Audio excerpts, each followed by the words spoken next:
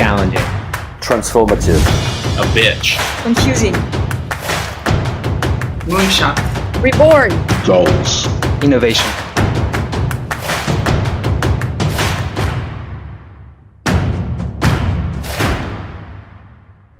Good morning, I'm Sophie, and my mission today is to guide you through the best digital e-commerce event of the year, Lengow Day. Hi, Sophia. How's it going? Hi guys, yeah, everything's going really well, thanks. I'm just kicking off Lengow Day. Nice, the world changes this year, so I hope our conference will help everyone to understand this new world better. Oh, thanks, Miguel. I was supposed to say that. I really hope all participants will enjoy the conference program, have one-to-one meeting planned to really grow their business. Cool, cheers guys, Yeah, thanks. Really cool team. Well, all right, as I memorized it, here goes. So the world has changed a lot over this remarkable year. So we organised some inspiring keynotes and roundtables to help you understand this new world better. Enjoy.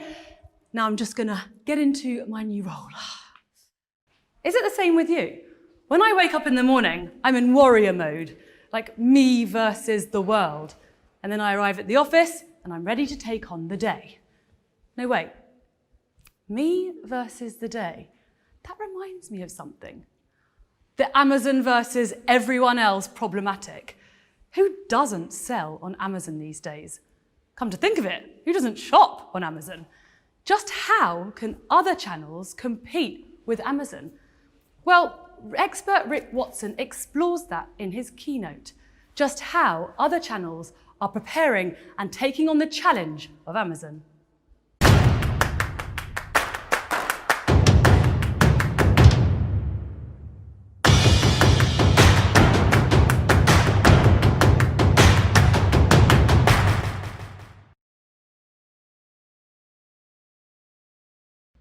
Okay, thank you so much, Sophie. I really appreciate you handing it over, and extremely excited to be in front of this international audience today at Lengow Day.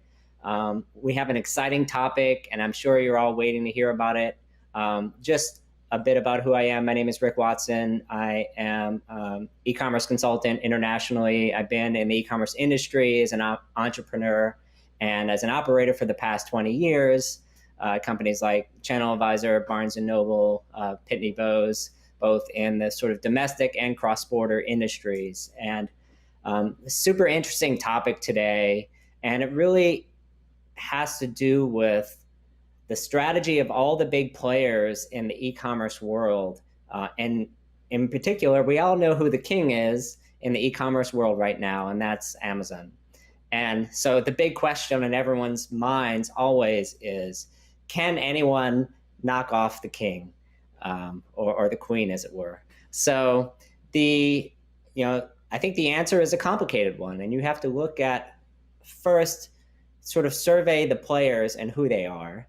What is their position in the market? Where have they come from, and where are they going to? And then that will allow us to get some kind of analysis as to what's happening in the world. I think before we get started into the other players, it helps to reset a little bit about just how big Amazon is as a business. In terms of their full retail business, in 2018, they were about $300 billion. In 2019, they were about $335 billion in GMV at retail, and that's distributed between first party, which is products that Amazon owns and sells, and then third party or marketplace sales that are through other sellers, many of whom may be in this audience that sell on Amazon today. And the ratio between first party and third party is currently somewhere north of 60% third party and increasing in that ratio. And perhaps by the time you're seeing this, this is based on the end of 2019 numbers. We haven't seen any really surveys to judge the effects of COVID or 2020 on these numbers, but assume that that's a relatively good number. First party, the thing that Jeff Bezos likes to say is that First party is actually shrinking and has been shrinking considerably over the last few years as a percentage of overall Amazon. So first party is growing slower, something like 15% a year, whereas the third party business is growing 25%. And even in certain countries across the world, it's accelerating much more than that internationally in places like India, etc. So now you just get an idea of just the sheer massive scale of Amazon, over $300 billion. And you get a sense of the type of major challenge that these other players are dealing with. Facebook and Google have no major significant marketplaces to speak of from a brand point of view and for people to sell. Started as social media platforms and search engines. Of course, you can sell certain things on Instagram, but it's very nascent compared to what really the powerhouse of Amazon. Some of the other things that people forget about Amazon is really just their scale and size and the number of multi-billion-dollar businesses that they run. Advertising on Amazon, which wasn't even a thing 10 years ago, is now a $14 billion business and is growing 40% year over year. So it's a huge opportunity for sellers. 10, 15 years ago, when you put your product on Amazon, all you really had was Amazon SEO per se. You could optimize your product and try to be good at operations, but you couldn't really do anything else to push yourself to the top. That has changed in a big way in the past 5 years, and it is one of the number one ways that you're able to get exposure on the brand. And brands that aren't advertising are not able to get exposure. So this is something else. In fact, Amazon is really the fastest growing multi-billion-dollar business on Amazon today, totally. If you look at another big business for Amazon, you were talking about AWS. It's a $35 billion business. It's growing 20% year over year. It's not really related to our discussion today, but it just helps get your head around. When we talk about Amazon, we think intuitively about going on the app and buying something online, but we forget about the massive resources behind Amazon and their major supply chain direction that they're going in. It's very likely that they will be one of the most influential logistics companies in the world over the next 5 or 10 years. They have launched an independent third-party shipping service in the UK just in the last 3 months after having a pilot in the US. So it remains to be seen how much they'll be pushing that into retailers. So we're talking about massive amounts of GMV, over $300 billion in GMV that's at play here and growing. Amazon is not without challenges. They have a number of massive challenges to solve. I would say the number one risk to Amazon, without question, on the traditional marketplace is trust. And it's talked a lot about by European and American regulators. Brands and consumers have continually had issues with trust on Amazon, in particular, not just trust, but in specific verticals, baby, beauty, luxuries, any fashion that's not essential. Most people don't buy on Amazon or have started to become a lot more wary of buying on Amazon because of the authenticity of the sellers, of the authenticity of the items that are offered. And these challenges are only increasing. Of course, since Amazon has been in business and since they've operated a third-party marketplace, there have always been complaints from brands about what is the number one topic? Competition from Amazon. Amazon will just copy your product. Everyone has known this from day one and have agreed to it anyway just to be on Amazon. Here's the big problem. Amazon is really terrible at introducing new brands. I mean, that is something outside of the Amazon Basics brand and their Pins On brand. Most other brands represent a small share of Amazon. And the likelihood of them copying you and being better than you in your brand is actually a lot smaller than most people think.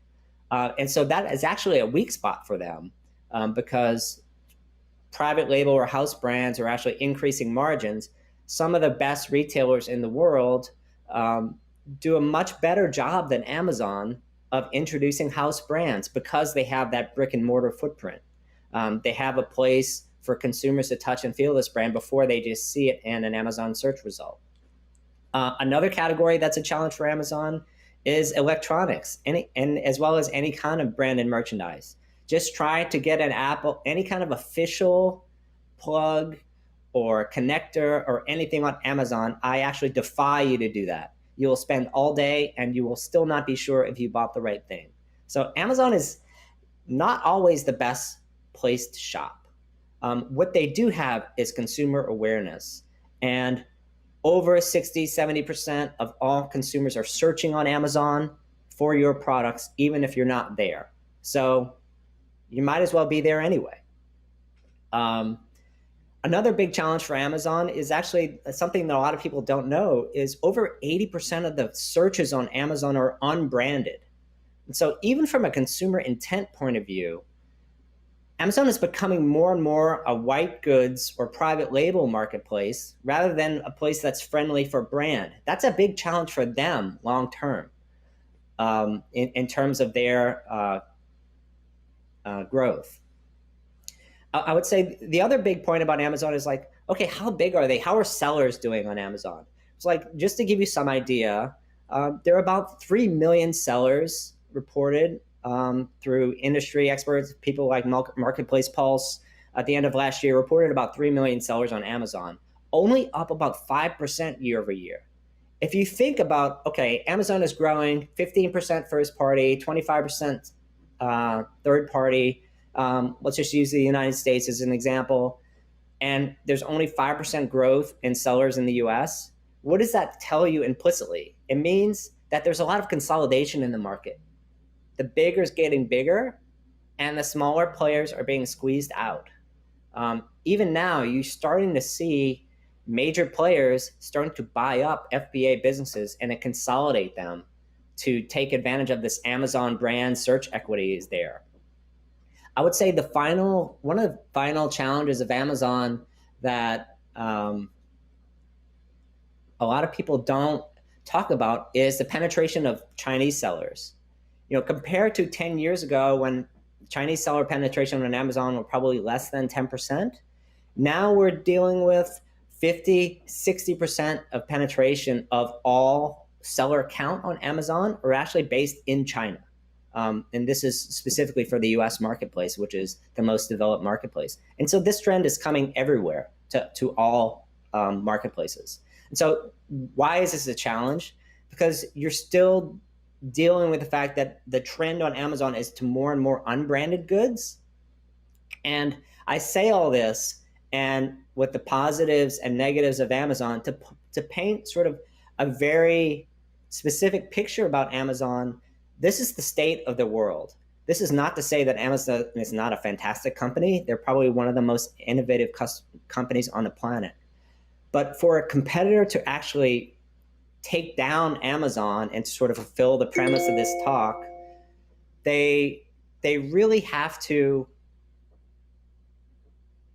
look at what are the weaknesses, how we take advantage of the weaknesses of Amazon and turn that into something that's great. So let's actually start looking at some of those players. And so if you look at some of the players out there, you really look at 3 main names. I would say we're actually putting Alibaba to the side for this conversation. They're this whole other animal, obviously primarily an Asian entity, but they have tentacles everywhere. But Google, Facebook, and the famous one in the press that everyone likes to talk about right now is Shopify. And I would actually contend that Google and Facebook are really the only 2 that are coming for Amazon directly. They are trying to, first of all, capture or recapture some of the e-commerce search share that's happening directly on Amazon now, and ensure that consumers are buying on their platforms. Shopify is coming at it from a very different direction. They're a software company, yet everyone says they're competing with Amazon. They're not direct competition to Amazon in any shape or form.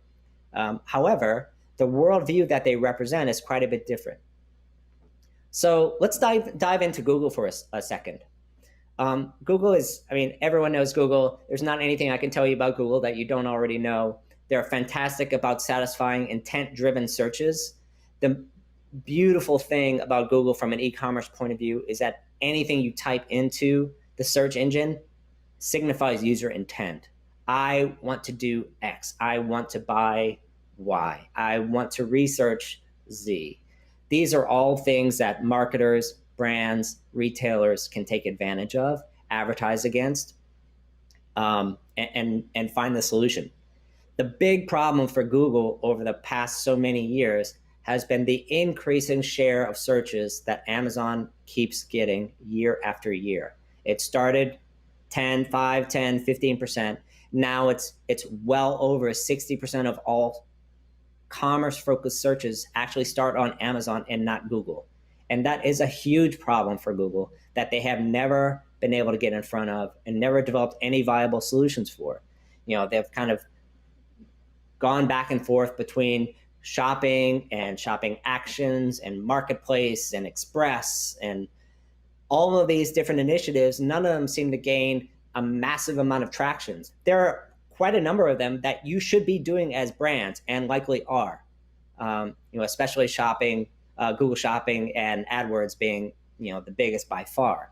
But any other marketplace related initiative has really fallen down with regards to trust, selection, assortment, having all the brands that you might want to see there, and then really a reason, like what's the point of me shopping here versus on Amazon or directly on the site, and the conflict between Google's mission of pushing traffic off the site versus keeping them on Google's site. So that's a big problem when your entire business model runs on getting people off the site. One of the problems that is common to both Google and Facebook that they have competing with somebody like Amazon, it's really the same problem that every advertising company has when they try to analyze what is Amazon and how do I compete with them. As an advertising company, you don't own any products, you don't have to service any direct consumers, and you basically wake up every morning and print money. You look at your bank account, it's like, how much money did I print yesterday? And the reason is because they're not doing anything in the physical world. They're just provide a search box that people type into and serve ads against it. And that's really true for Google, for Facebook as well. Now, they're fantastic in doing that, and there is billions of dollars in engineering investment to do that properly, and they're properly the winner of that. But all of those skills does not actually make them able to compete with Amazon from an e-commerce point of view. And so the high margin of an advertising business is actually the biggest risk and the biggest downfall of any advertising company across the planet trying to directly compete with Amazon. And the reason is this: retail and e-commerce, as everyone in this audience knows, it's not a high margin business. You're not going to make 80, 90% margins like you do in a software business or an advertising business. You're going to make 25%, you're going to make 50% at wholesale, but then what happens on the back end? You have returns, you have fraud, you have software fees, you have quite a number of things to control that you don't have to worry about in an advertising business. And so a lot of people don't consider that when it's like, oh, why doesn't Google just do something different? And the reality is, if you are nearing $1 trillion company and you're talking about investing in a business that's is growing slower, you don't have a clear philosophy to beat Amazon, and the margin is significantly lower than your primary business, it's very hard for a board of directors to put dollars behind that initiative. So that's a big challenge to them. That said, I think particularly for Google, the biggest challenge that they can solve is consideration. Google exists not necessarily at the beginning of the funnel. You don't necessarily have to go there to learn about a brand. But if you're looking for something, you're trying to find something authentic. You're trying to find something from independent third parties, good reviews, all things that are valuable in the consideration process. These are huge opportunities for Google to improve on and monetize if they were to launch something at scale like an independent marketplace that they were going to put a lot of weight behind in the future. So that's Google. They're not challenging Amazon anytime soon, just so that's clear. Facebook is a little bit different story. If you look at what's Facebook, Facebook is basically three things. One is the big blue Facebook app. Second is Instagram. And third is WhatsApp. Mostly I'm going to focus on the first two, which is the big blue Facebook app and Instagram. In terms of mainstream brands, Facebook, actually both of these are super relevant. Facebook and paid social advertising is one of the most effective forms of advertising for brands. It's usually where brands have one of the larger parts of their budget. It is super effective. It can create engagement when it's done right. The thing that Facebook is realizing, however, is that they're sending a heck of a lot of traffic out to brands to buy something, and they would like to have a piece of that. In fact, in the US alone, Facebook has identified between $200 and $400 billion in opportunity in just lost conversion that falls off in between the time someone clicks on a Facebook ad and pays for an item on a site. And so this one insight is really Facebook's entire reasoning for trying to enter e-commerce. And anyone who's watched some of Mark Zuckerberg's talks this year, one of the things he talks about is commerce is one of my top 3 priorities. And I would actually say this is the one thing that Facebook has over Google, even though they're both advertising companies. Facebook is a little bit younger and more nimbler. Google has never made commerce a number 1 priority or in their list of very top priorities across the entire company. Facebook has now, and they're starting to invest behind that. In particular, if you look at some of the success that beauty and fashion have had with Instagram shopping, that has created tens and hundreds of millions of dollars GMV very quickly in a time frame. Now, it's nothing like Amazon's scale at this stage, but the unique thing about Instagram is that it's a place where you follow, find, and interact with brands. This is actually something that is unique in the world, number 1, and it fits into an Amazon weakness. Amazon is not great for branded searches. It's not where I go to interact with brands. It's where I go to buy something, like research quickly and buy something. But it's not a place I go to see the new line for the latest fashion brand that I like. A lot of that starts on Instagram or the brand site, or even more so sometimes than the brand site itself. So those are some of the assets that Instagram and Facebook has. Obviously, Facebook and Instagram both have a huge user base to their advantage. And I think if anyone has sort of the ability, not necessarily the execution, to follow Amazon in this space, it would be, I would bet on Facebook over any other player for the reasons that I mentioned, particularly in the advertising space. I think one of the final companies I want to talk about is Shopify. Shopify right now, it's a super fascinating company. It is one that, because they're also in the e-commerce space and they have one of the fastest growing e-commerce businesses, software businesses in the world right now, people are very quick to compare them to Amazon. Oh, they must be trying to take down Amazon. It's Shopify versus Amazon. And so I think out of the gate, if you're in e-commerce, it's very clear to everyone that this is not a Coke versus Pepsi challenge between Amazon or Shopify, like Amazon and Walmart are competing, for instance, which Walmart, I don't think, has any chance to compete with Amazon from an e-commerce point of view, at least not anytime soon. Now, they have other retail and grocery advantages, but I digress. In terms of Shopify, let's just compare the two companies for a minute. We mentioned the over $335 billion GMV that's on Amazon today.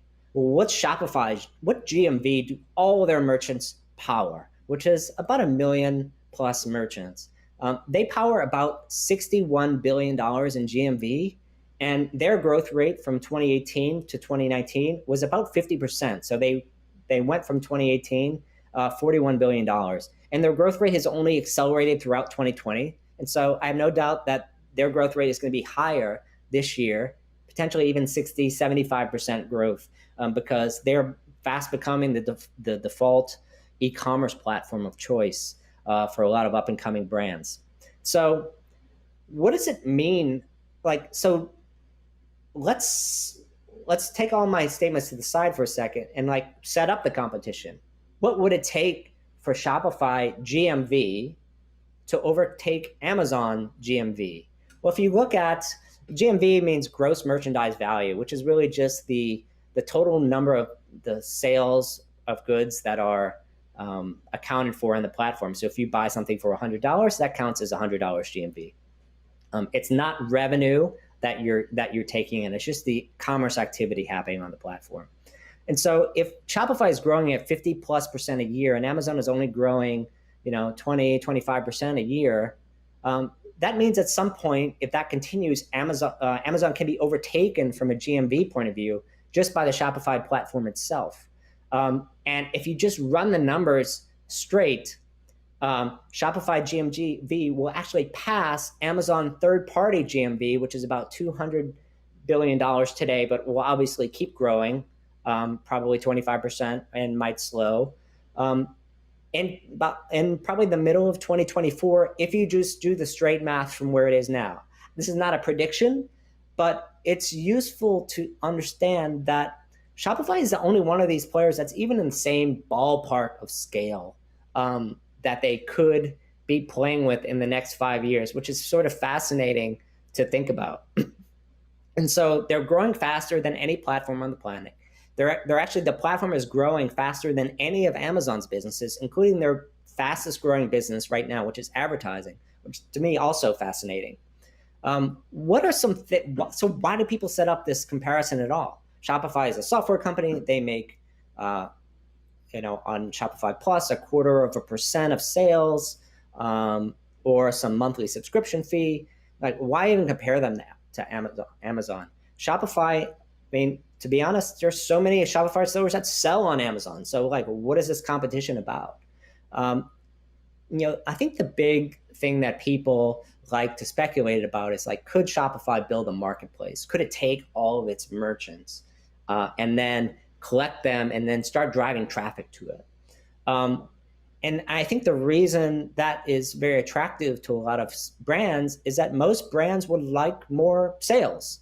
And so if the average brand owner, if you would ask them, it's if Shopify would send you new sales that you didn't advertise for, and would you be happy to pay Amazon or Shopify 10% for that sale, you would probably say yes.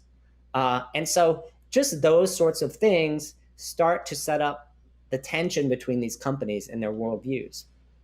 I think the other thing that has caused some tension recently is the introduction of the Shopify Shop app, which is a consumer-focused tool which started to deal with shipping tracking, but now is also a place for you to follow brands that you've purchased. Additionally, you can even find brands around you that are using the Shopify POS system, which starts to act remarkably like a local marketplace. And so people start to read the tea leaves and start to anticipate in this direction, if Shopify were to go in this direction, is there a potential there? I think the negative case for this is Shopify is, by and large, number one, only a brand-focused company. Shopify benefits from a multi-channel world. It wants you to sell in as many places as possible, not only your brand Shopify store, but also on marketplaces, including Amazon. Shopify is only really harmed if Amazon eats all of e-commerce, or if any one player eats all of e-commerce. The more diversified e-commerce is, the better Shopify performs, because the more brands need a single home, to the extent that they're on Shopify. Obviously, there are competitors, but I'm just using Shopify almost as a reference point for one of the fastest growing e-commerce platforms today. They benefit from that world. I think another reason Shopify can be thought of sometimes as a competitor is that they're getting into payments. They're getting into fulfillment. These are very non-traditional areas for e-commerce platforms to get into. Normally, you have partners only with Stripe or with UPS and FedEx and TNT and other providers. Shopify is starting to want to own other parts of the e-commerce ecosystem and pick winners in its partner program. So those are some of the things that kind of point you in the direction of Shopify competing with Amazon. I think, the end case on Shopify is like, does it compete with Amazon? The squirrely answer is yes and no. The no answer is obvious. Shopify is not a retailer. Shopify is not a brand that sells directly to consumers. It provides tools. What do those tools do? Those tools provide help for brands to sell online through any channel, but primarily your brand store. And so the universe that Shopify is setting up means that there's primacy of the brand in the world. So the brand's representation of itself, what lifestyle it represents, what consumer it represents, is number one in terms of Shopify's focus and being able to represent that. And that's in very stark contrast to the Amazon view of the world, which is Amazon is number one. You're just a vendor on the platform and you are completely replaceable. If the number one vendor on Amazon ran out of stock tomorrow, the number two vendor on Amazon would inherit almost all of its sales once those ASINs would gain some extra credibility that perhaps it was lacking. But the marketplace wouldn't miss that vendor for 1 second. Meanwhile, you could miss your Shopify store if it was a brand that you cared about. And Amazon is designed to make you a little bit replaceable. So all this to say, kind of backing up to the 50,000 foot view, you look at all these players, they're kind of deciding between advertising companies trying to be marketplaces and have marketplace-like functionality. Facebook is definitely not investing in supply chain. Google has made some investments and in partnerships in supply chain. None of them have a full e-commerce strategy that they can go behind. I think in terms of the brand-friendly message, Facebook seems to have this down with its Instagram property more than anyone else. Facebook on its marketplace side, it's more like Craigslist. It's not really for brands and for mainstream retail companies. From the Shopify point of view, there's definitely could be competition on the horizon, but the likelihood of that happening is smaller, I think, than the average, at least investment analyst thinks, because as soon as like the day that Shopify offers multi-product search through one search box is the day they break their promise with every single one of their brands on their platform. And the reason is, how are you going to decide what will show on that search results page? And then that will start to sort and rank merchants, and that will be the beginning of the end of Shopify as a neutral e-commerce platform. And so, I think in the next couple of years, Amazon probably pretty safe, but there are definitely some challenges on the horizon. And really, my full long-term view on Amazon is that Amazon is its own worst enemy in many cases, with the proliferation of fakes and trust and those things. Those are the things that if I'm Amazon, I need to focus on to avoid consumers going somewhere else for other types of products. And so I hope you really enjoyed this little chat today. And can contact me after the session, and happy to speak more about it. Thank you very much.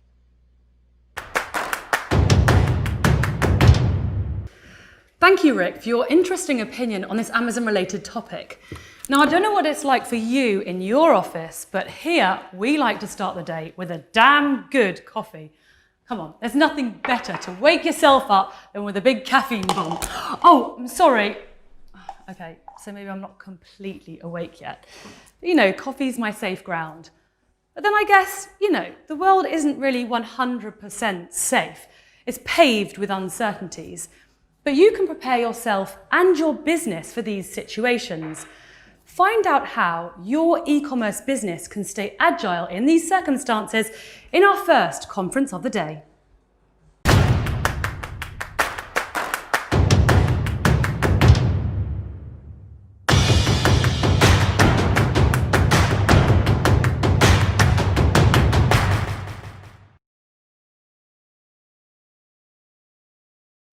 Hi everyone, and thank you Sophie for the introduction. I'm super excited to be hosting this roundtable in front of such an international audience from across the world, and hope you're able to take away some useful insights from our expert participants. So today we're going to be talking about de-acceleration to acceleration and how to stay agile under any circumstances.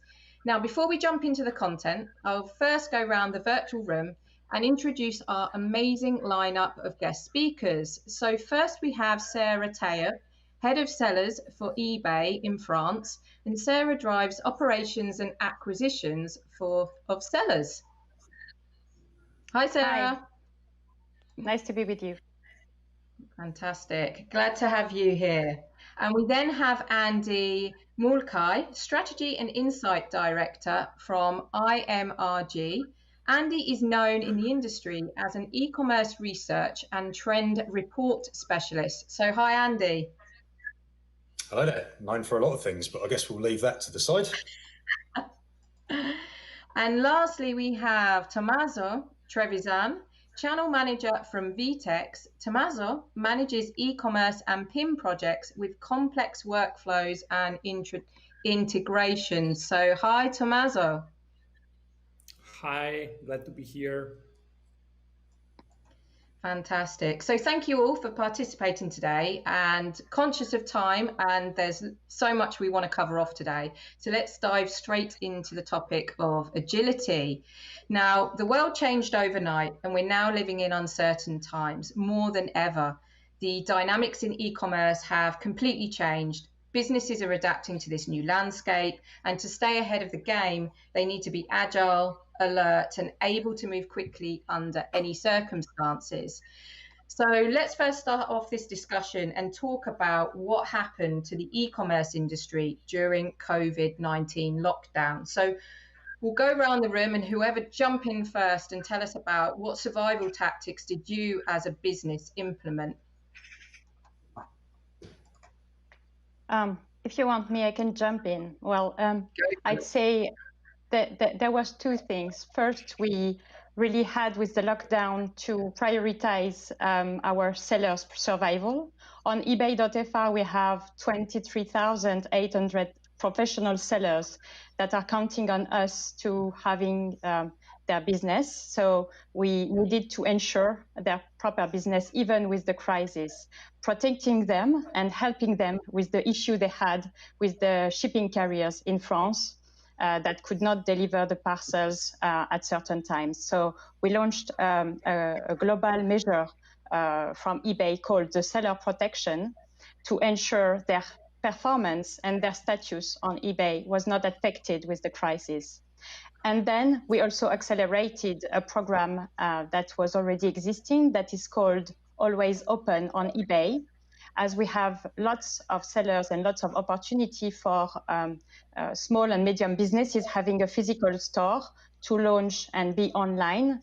We created a specially dedicated program to take them on board and launch their stores on eBay for free. Fantastic. So that's, well, the main things we had to help our sellers survive on at the beginning of the lockdown. Fantastic. And were some of those processes that you introduced already processes that you had in place, or did you find that you had to completely introduce and implement new ways of working? The seller protection program is an emergency program already existing globally at eBay. So we had to activate it and reinforce it. We also had to reinforce other programs like Always Open with free promotions, given the difficulties of our sellers. And we really wanted to show them our support in their activity. Well, what was really new was the issue we had with shipping carriers that was really unexpected. And that's where we had to be more, I'd say, creative. Yeah, definitely. Great. Thank you, Sarah. And how did you find things, Andy, from your side of things?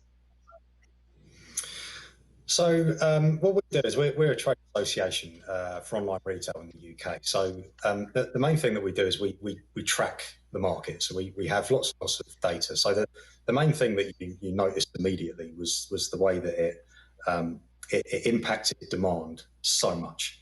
So in some cases it was incredibly strong, and in other cases it was very suppressed. And I think if you look at most of the categories online, yes, they boomed amazingly, particularly things like garden, home, electricals, all these type of things, because everybody, well, a big swathe of the population found themselves in the exact same situation. Not what normally happens, right? People are doing different things. Much here. So the problematic categories were clothing and footwear. That's where the demand dried up quite a lot. In terms of sort of how you did something good about it, I think it was the merchandising, I think, that really was quite good. So even though in clothing times were hard, it was things like and formal wear and shoes and shirts and things, dresses. People just weren't buying that because you couldn't go out. There's just no need for it. But there was demand for leisure wear and for wearing your pajamas, slippers and things. And in shoes, people needed running shoes, but they just didn't need shoes. So what you had to do is quickly work out what it was that you had to get to the front and really merchandise that stuff properly. And I saw some quite good examples of people doing that. And now I think that the big question now is how this demand actually settles down. Does it stay at this elevated position, or are we going to see some kind of return? And I think that's there are lots of parts to that question. I think a lot of it remains unanswered. Yeah, definitely, and we'll hopefully cover a lot of that in the session today in terms of what at the moment it's about. We're talking about what happened and how we reacted, but then of course it's what does that future look like? And Tommaso, I mean, how did you find things in terms of COVID-19 and how you as a business reacted to it all? Perfect. So actually not so bad, obviously, because e-commerce is growing a lot this year. We as VTEX works mostly with big companies. We have 3,000 customers around the world, and we almost doubled our orders within the last 6 months.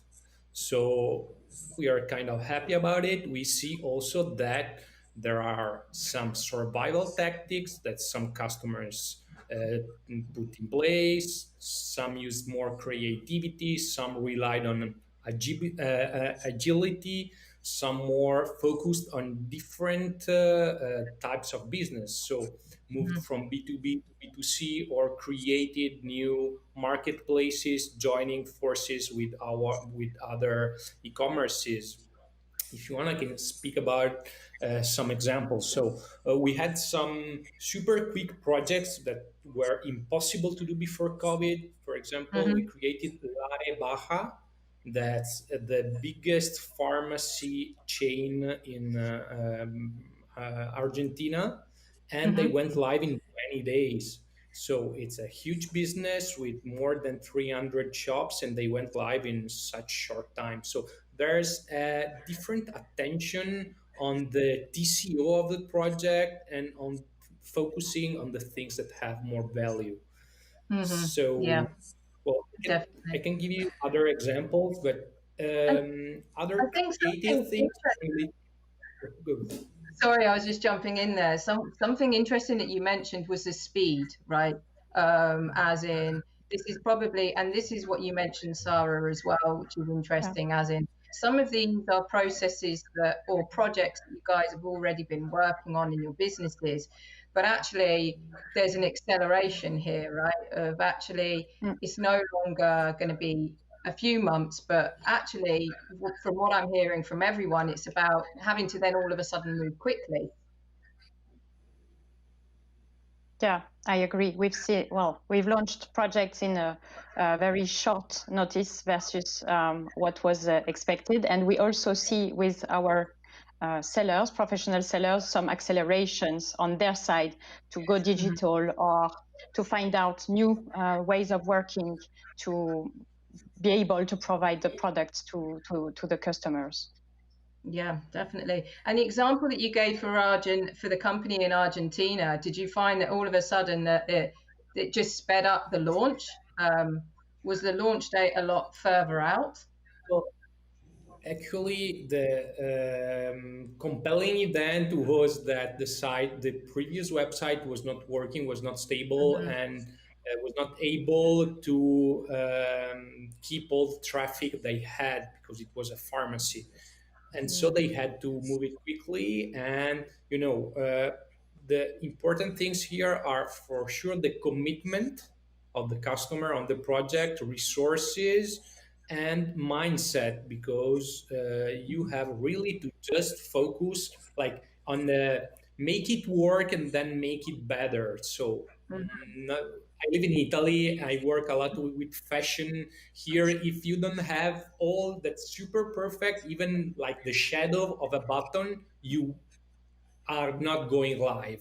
Now I think that this process changed a bit, and the companies are putting a bit more attention to cost, to timing, and to starting to sell into e-commerce before obviously putting other things, because in COVID here for us it was also the year of unified commerce, of omnichannel, of all these related services, 360 KPI points of the user. So a lot of things, from pick up in store, ship from store. Also, another super nice thing that came out within this pandemic was the virtual showroom that was not existing before, and now almost everyone has it. So we have a lot of innovations, quick innovations, just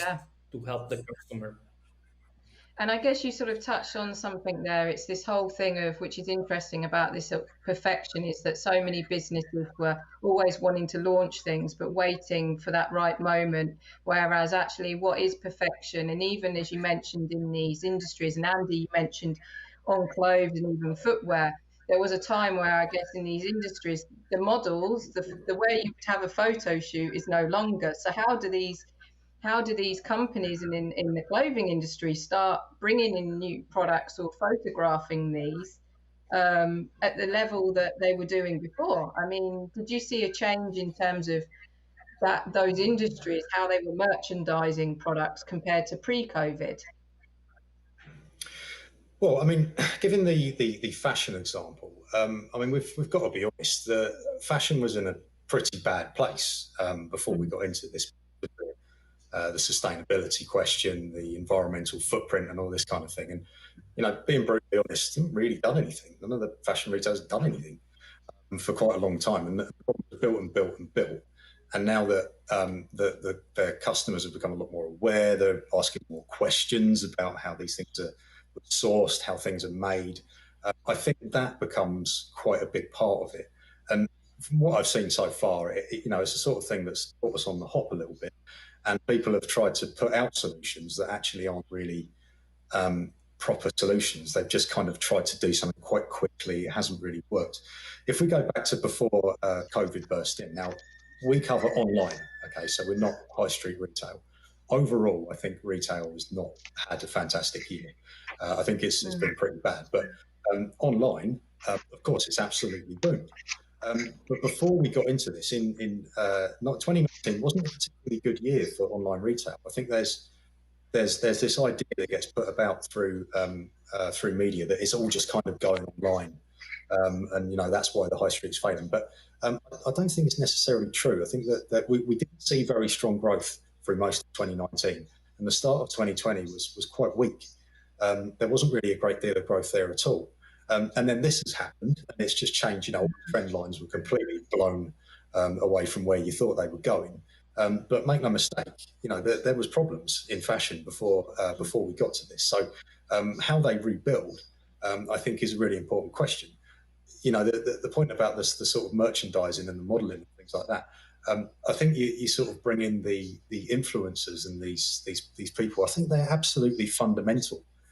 These people to changing the way that people approach fashion. So if you think about something like Instagram, for example, you have this hashtag, this outfit of the day. So someone will wear it, and of course they can't wear it again because that was the outfit of the day. So you have to chuck it, and you can see that that a shift that's required there is, I wore this last week and I'm wearing it again today because I reuse my clothes, and I think that fashion has to reorganise around that. So I think the changes are a lot more fundamental than we might hope. Yeah, definitely. And I think that's interesting that you touch on that it wasn't like it was perky, completely fantastic before COVID. There were already some challenges across a number of industries, and COVID, I guess, has shaken it up and made things happen that needed to happen and vice versa. So then let's talk about what is that new norm and what does the future look like? Sarah, what do you see as the new norm from an eBay side of things and in the future of sellers? Well, what we've seen, and the example of fashion is very good, is a shift on certain categories. So on eBay, there's a lot of product categories, and we see a huge increase in home and garden products and services.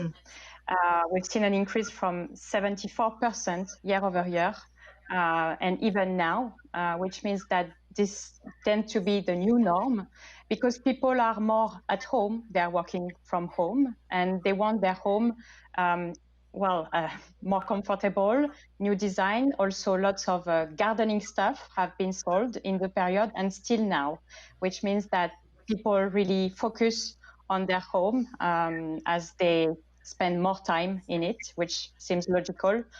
And also everything that's related to kids and leisure at home. So home seems to be the new center of life for families and online customers.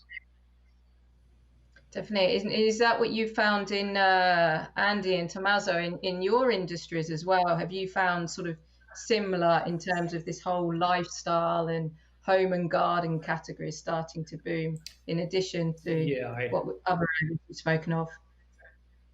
I totally agree with both. So we saw a bit of decrease of fashion, but it was not going well also before the pandemic. We saw also, entertainment, not just furniture or something like that, but for example, as an industry that was in crisis before COVID, since like 3-4 years, that was guitars and instruments.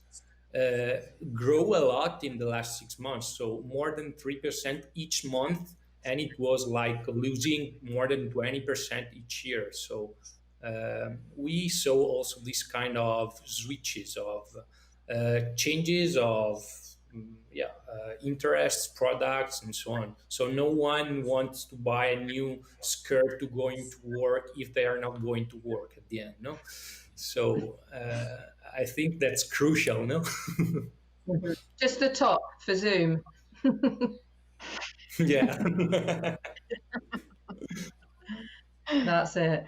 And in terms of then what this new norm, so we talk about product, we're talking quite a bit about product categories, but what is the new norm in terms of the dynamics actually with e-commerce? I mean, I work and specialize in the Amazon industry. So I've worked there for 15 years and seen the dynamics change. What are other people seeing across the board in terms of businesses are adapting to the way that they're selling their products online? So, I mean, if I might bring in the sort of delivery angle here, I mean, I think this is one of the the really key things. When you look at online retail, you've got a very nice website and it all looks fantastic, the images and maybe some video and stuff. But what you're doing when you press that button is you're saying, please pick up that cardboard box and move it to my door.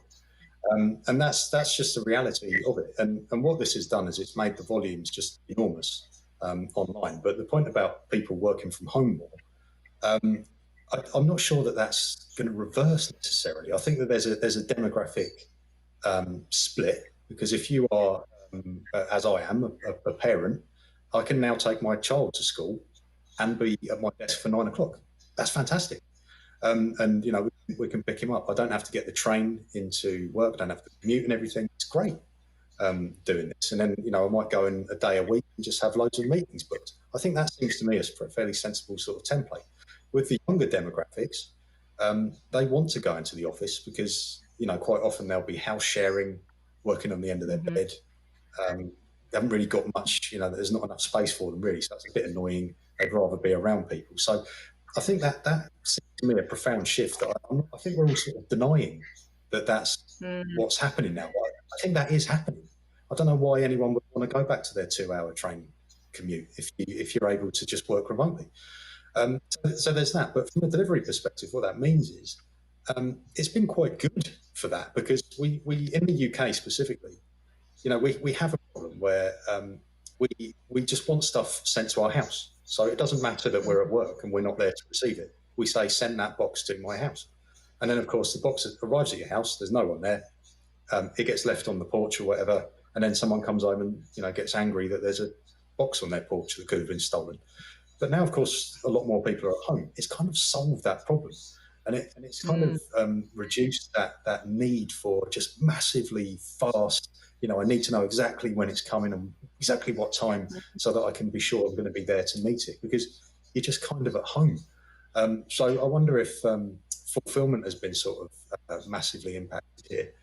And particularly if you look at something like the store, I'm not sure that before this kicked off, the sort of cost argument for using ship from store was really going to work for a lot of companies. If you have a big store and you can send a lorry in to pick up a lot of products, then it makes sense cost-wise. If you've got quite a small store and you're just sending someone to pick up a few items, it's kind of bringing in cost that isn't really that useful. So I wonder if the store, because particularly in the UK, people aren't going back to the stores really in any sort of large numbers. They're just not doing it. But you've got this store estate, but it does mean that you can use that as a lot more of a sort of fulfillment area now, because you have to have social distancing in warehouses. You can't have as many people picking and packing what's an increasing volume of orders. So actually it kind of allows you to overspill into those stores. So I think that's something that's become a lot more interesting than it was before this happened. Yeah, more. So yeah, I guess it's them introducing more strategies as well into, okay, if this is a new norm, as you say, where actually the level of fulfilling orders and the number of online orders has increased, how are businesses coping with that influx? And I guess that goes also with eBay. I mean, as you mentioned, Andy, about deliveries just turning up on your door and then no longer being there, and then all of a sudden, I guess with eBay, a customer will then say, "Well, I didn't receive it," and then the seller's saying, "Well, I sent it." Have you found like a reduction in terms of disputes as a result of in sort of in line with what Andy's saying, and the fact that there are people at home able to receive orders and so forth? Well, I think the situation in France has been very particular, as French people do love the pick-up drop-off solution, such as Mondial Relais, which means that they prefer picking up their parcels in store because the timing of opening is wider than post office. And post office was also preferred as at-home delivery because people are not at home, they are working. What we've seen with the crisis is that all the pickup in store has closed once suddenly for all, which created a lot of dispute and issues that we had to manage. So all the parcels have been locked down also during 2 months in those pickup points.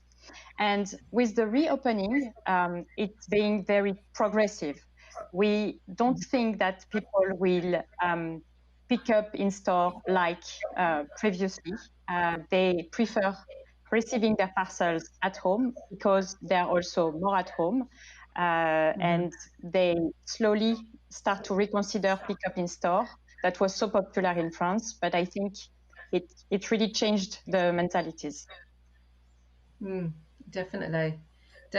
And from an integration point of view, has anyone seen? Of course, if we're seeing this influx online, and some businesses may not have even have the right systems in place to manage all of this, has anyone seen any changes? And Tommaso, from an integration point of view, have you seen any changes in the dynamics there, and in particular for the future?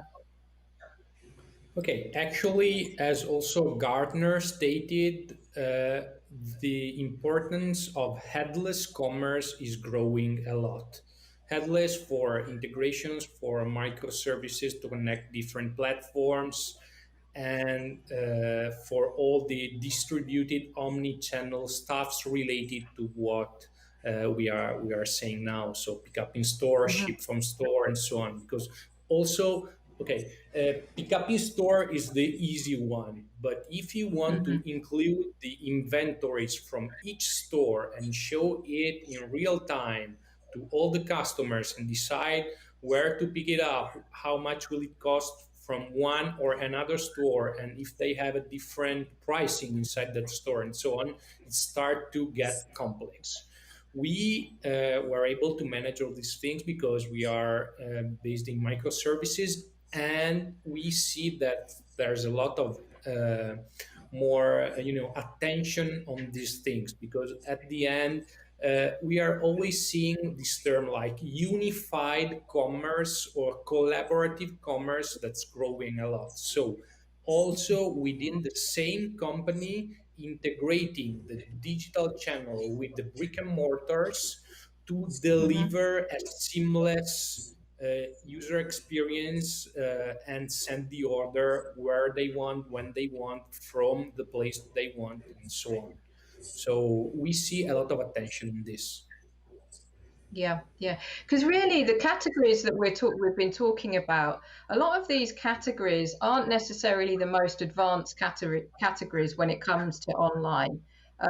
Especially, I know from a garden category and home, it's not like talking about some of the categories like media products, electronics that have been in the online world a lot longer. These are a lot newer categories, and I know from my vendor management days, some of these categories are behind when it comes to systems. They still have quite manual processes in place.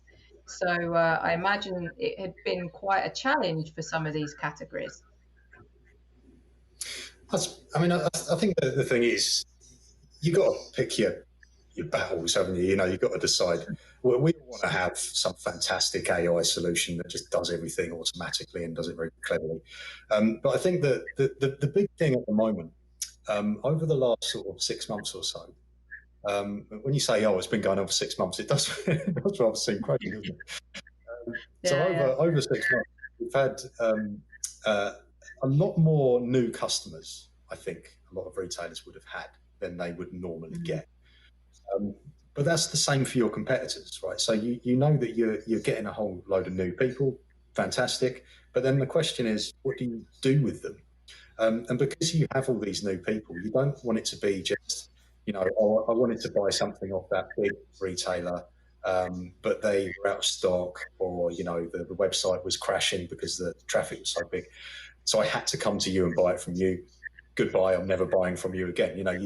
You want to somehow make those people stick with you. So I think that there's probably a need to look at the sort of systems, certainly in this short-term period, where you're looking at, how do I segment these people properly? How do I get my marketing right to these people to make sure that I can convince them that they should carry on kind of buying from me, really, and it's not just a little blip.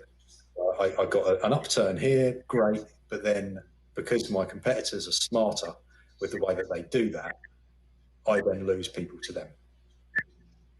That you've touched on a really good point there, because at one point there were quite a few, your main retailers, let's use Amazon as an example, where a lot of products were out of stock, and you found that customers were starting to go to websites and were starting to go to different channels because demand was higher than at some point the supply of products. So yeah, how do you, I guess, retain those clients long term?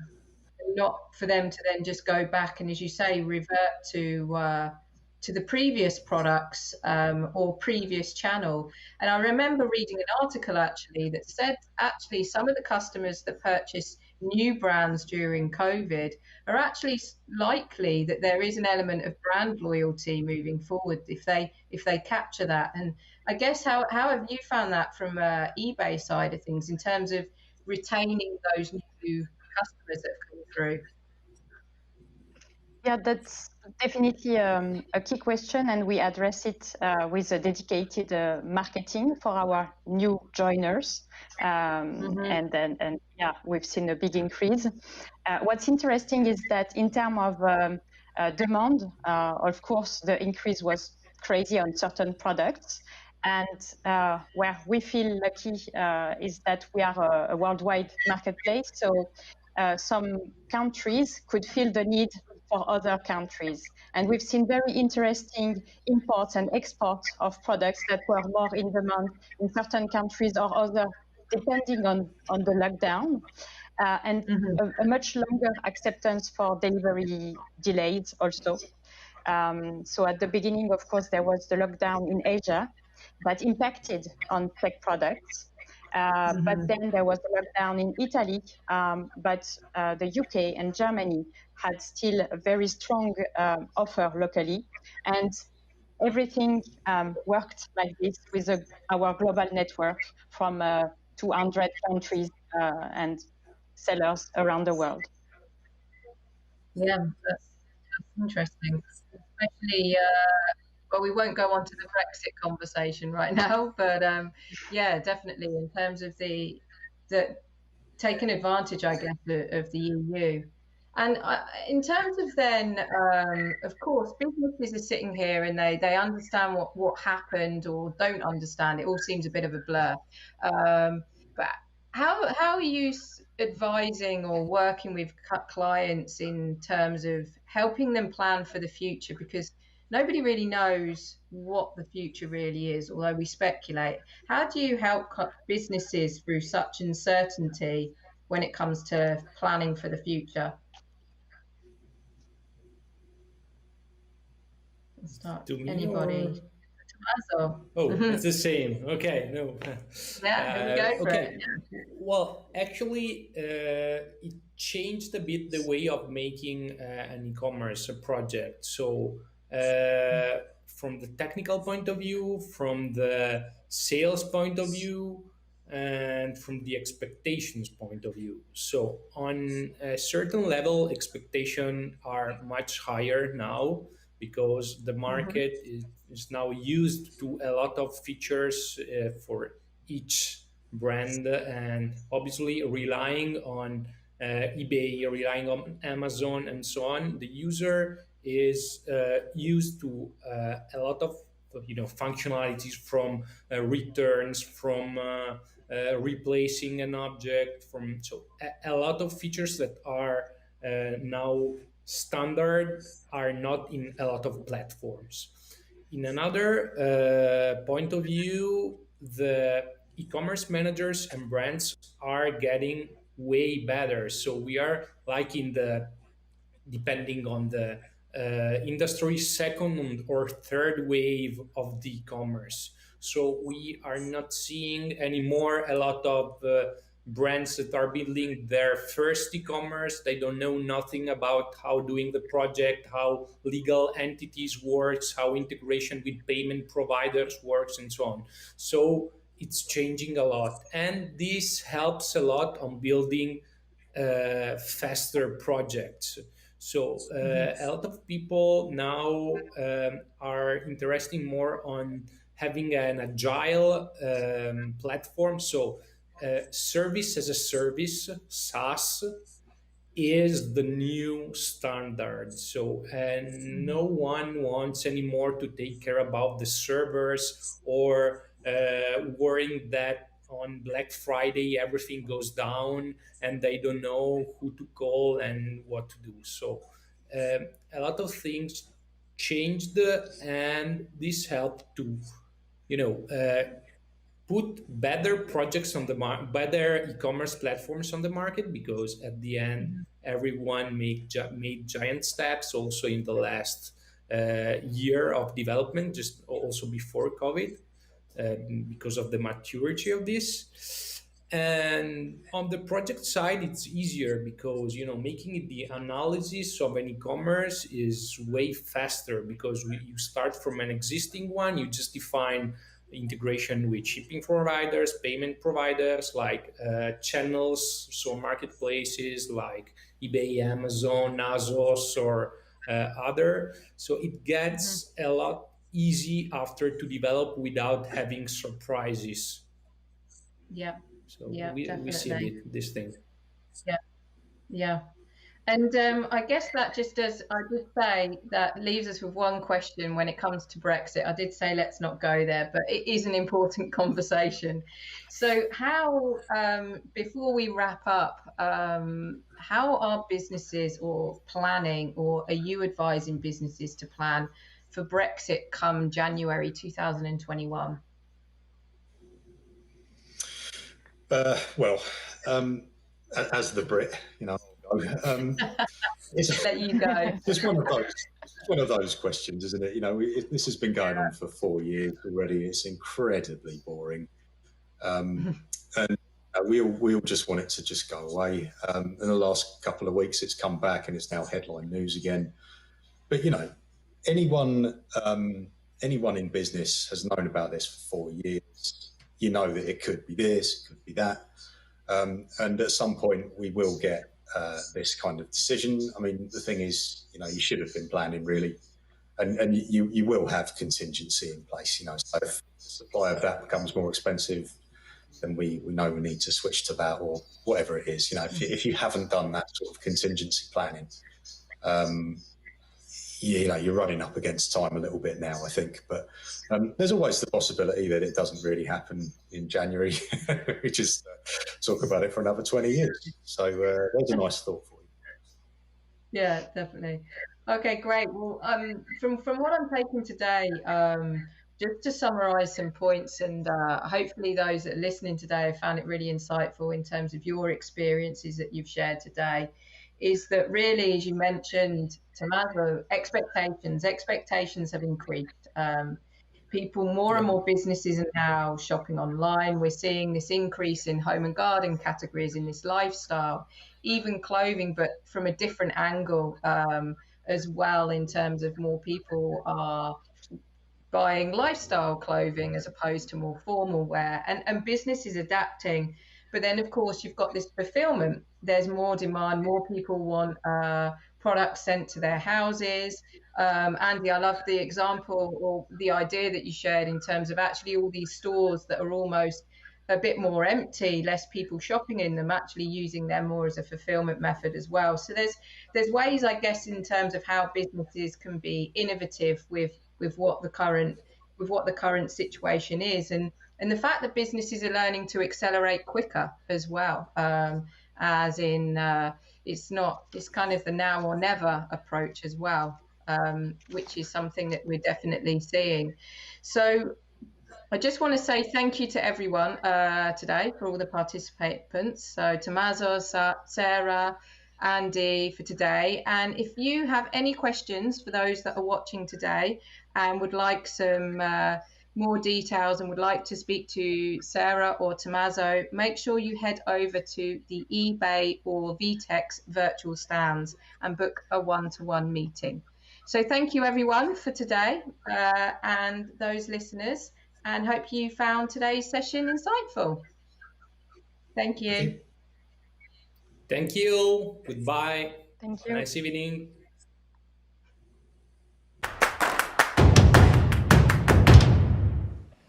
Thank you, Karina, Sarah, Andy, and Tommaso for your insights.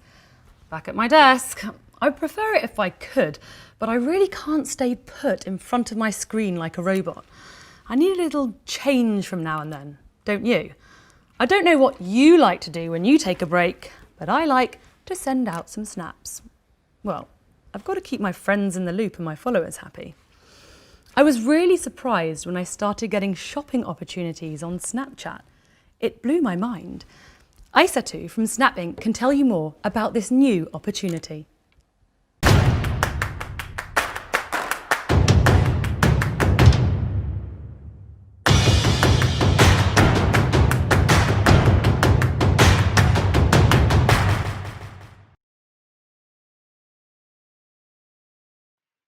Thank you, Sophie. Hi, everyone. I'm very happy to be part of the Lengow Day, especially with you watching from so many places in the world. My name is Aissatou Diallo, and I lead retail at Snapchat in France. Today, I'm going to share our vision of retail and e-commerce. At Snapchat, we like to talk about our users as the Snapchat generation. They are millennials and Gen Z, and through their behaviors and influence, they are changing retail and e-commerce. But first, let's talk about the current situation. The retail industry is facing new challenges. I think it's important to understand what the shopping landscape look like this year. The COVID-19 pandemic delivered a massive shock to economies, and it has changed dramatically the way people shopped.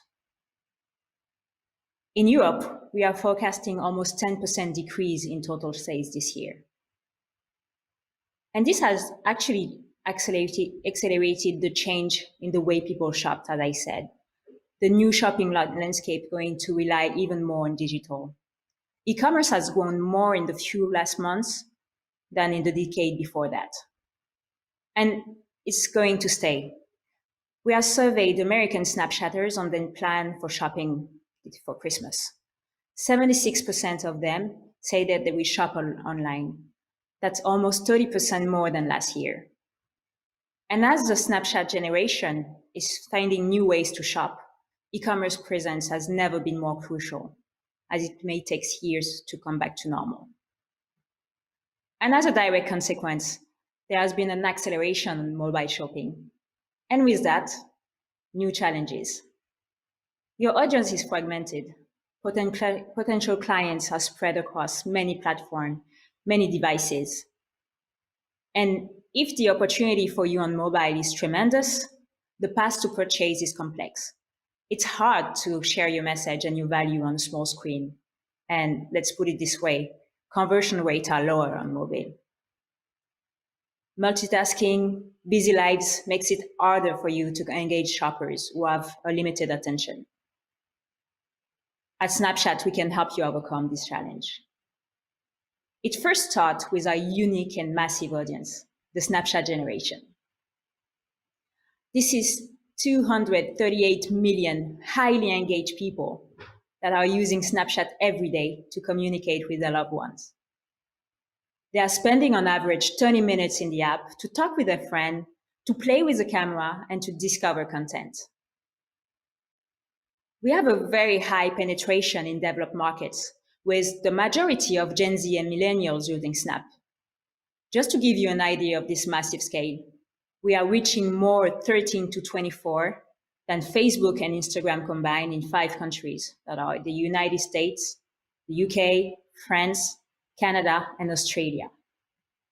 And I said before, they are highly engaged. They are creating 4 billion snaps every day on average. What makes us unique is that we open up to the camera. So instead of using text, Snapchatters are communicating visually with pictures and videos.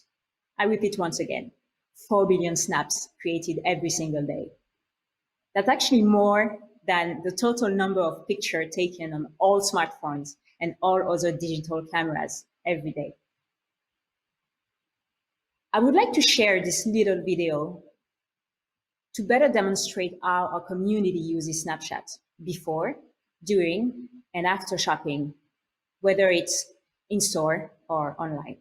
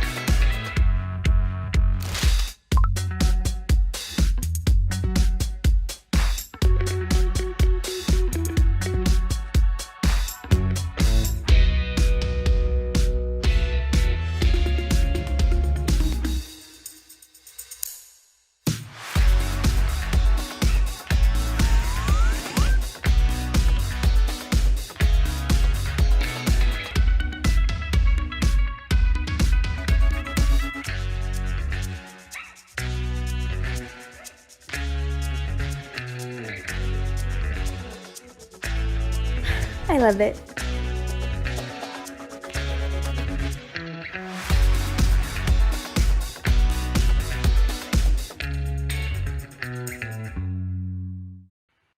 You saw it in the video, but I cannot stress this point enough. Snapchatter pay more attention to a brand if they heard about it from friends and family rather than from someone famous. This is incredibly valuable for your brand and for your company as you're looking at potentially millions of micro-influencers. At Snapchat, we understood early how we could help people communicate easily with snaps and stories. It has inspired us to design native ad format directly integrated in the app, and it makes it easier for you to deliver your message on mobile. Over the years, we have partnered with various advertisers. We have tested, we have learned from their feedback to create a strong suite of products made for every marketing objectives. The majority of our ads is full screen, which maximizes the real estate of the content that you will be able to display. So if you want to achieve your brand moment, you can do it with commercials or unskippable videos, but also you can invite potential shopper to purchase your product directly on your website or on your app just after one swipe. And I would like to pause a little bit to talk about our latest addition to our solution, the dynamic ads. Because our audience is predisposed to shop on mobile, we wanted to ensure we were designing the most optimal shopping experience on mobile as well. We have used the feedback and learning to create the best creative to showcase your product visually, automatically, and without the need for any design skills. With the combination of Snap Pixel, the ability to optimize your campaign tower purchase, and the synchronization of your product catalog, you can now drive sales at scale very easily. And we are happy to say that we are working with Lengow on your catalog. I'm also very happy to share that it works. We are already seeing great stories from our key partners. Adidas, for instance, has seen a 52% growth in return on ad spend as soon as they added dynamic ads to their campaign.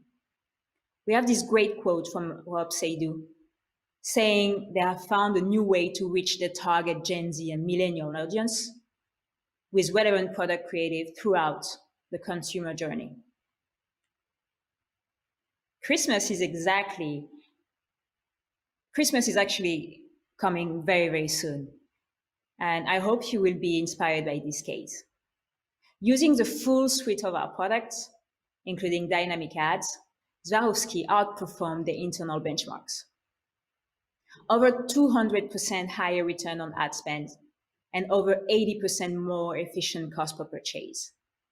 E-commerce works on mobile with Snapchat. And it also works with home furniture and decoration with more expensive items. CB2 have been using our performance-based solutions, and they also added dynamic ads. By doing so, they have increased their return on ad spend to $69, beating internal benchmarks.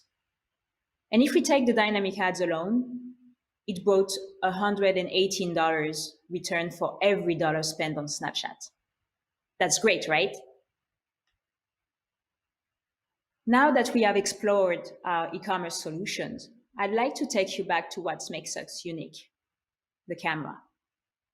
After years of innovation, learning, and iteration, we went from the cute little dog mask to the utility camera, enabling million people interacting with their environment. At Snapchat, the camera has always been at the center of our company. From opening straight to the camera and making AR one tap away. Augmented reality is becoming critical for businesses, not only to reach their customers, but also to connect with them in new ways. 75% of our daily users interact with AR every day. It makes us the largest platform for scale AR. And Snapchat is best positioned to help you retailers tap into this powerful new format. Even if AR started mainly as a form of entertainment and expression, it has become an incredible tool for commerce. We have already seen great examples of brands leveraging AR to bring their store to customers. When Lengow launched their first clothing collection for adults, they turned to Snapchat, offering a full virtual experience. You can actually walk into the Lego universe and interact with characters, discover products, and just by tapping on the Shop Now button, purchase them.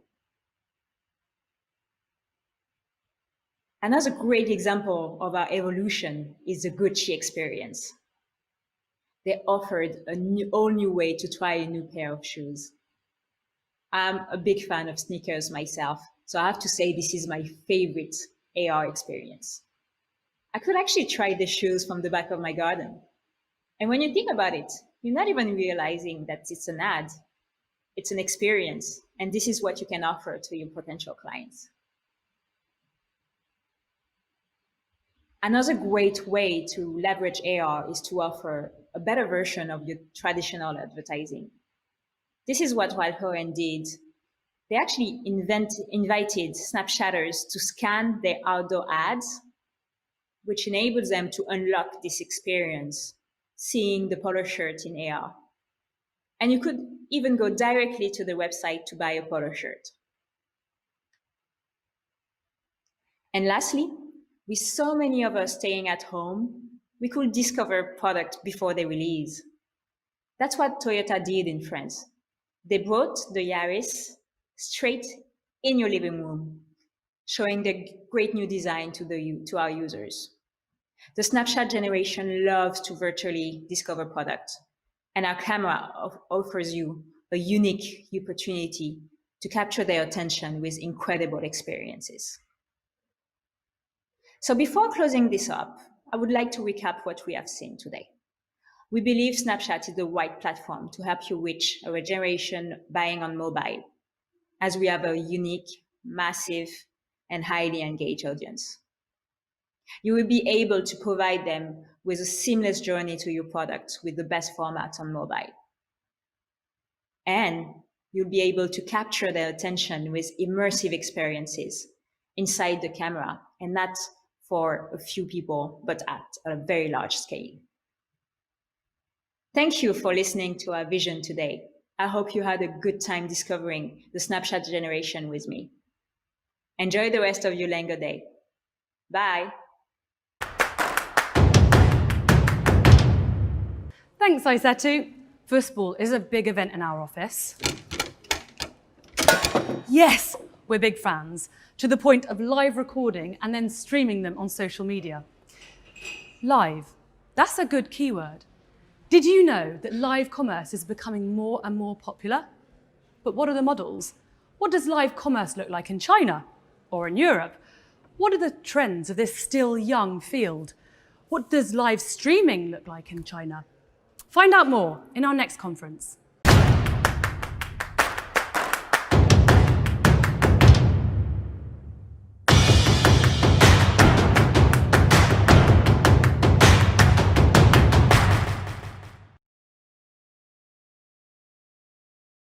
Thank you, Sophie, for introducing me to this event. I'm super excited to be here and speaking in front of this audience from all four corners of the world. But more importantly, I'm super excited to welcome our guests. We're covering 3 different time zones to talk about this fascinating topic of live commerce. So first, I would like to introduce Ted Etish, who is the Chief Sales Officer for ID Shopping Direct, a leading TV shopping broadcaster reaching more than 30 million homes. Previously, Ted was Chief Sales Officer from the global marketplace Frugo.com. With Ted, we have Elijah Wiley from Paklu. Elijah is the Chief Marketing Officer of Paklu, which is the leading tech platform for influencers in China, managing more than 100,000 of influencers across 10 social media platforms. And we have Eric Feng, who is leading the e-commerce incubation at Facebook.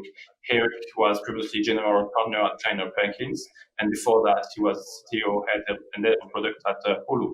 So thanks everyone for being here. I know it can be a challenge for all of you to cover those 3 different time zones, but we're very glad at Lengow to welcome you for this fascinating panel about the power of live commerce in the purchasing decision. Just to start with, I mean, we all know that a lot of innovation in e-commerce and commerce is coming from China, and we see, the West play catch up with China through, especially in social media, and live commerce is not an exception. But to start with, I would have one question maybe for you, Ted, because from an external standpoint, we may think about live stream commerce something similar to what we knew in the past about teleshopping. So is it about the history repeating itself? How would you define live commerce from your own standpoint?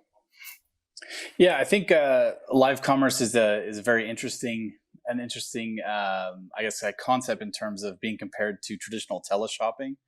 I think you guys posed the question of maybe it would be teleshopping revisited. I think I saw that somewhere. And I think that in a way it is. So it is a bit of yes and no.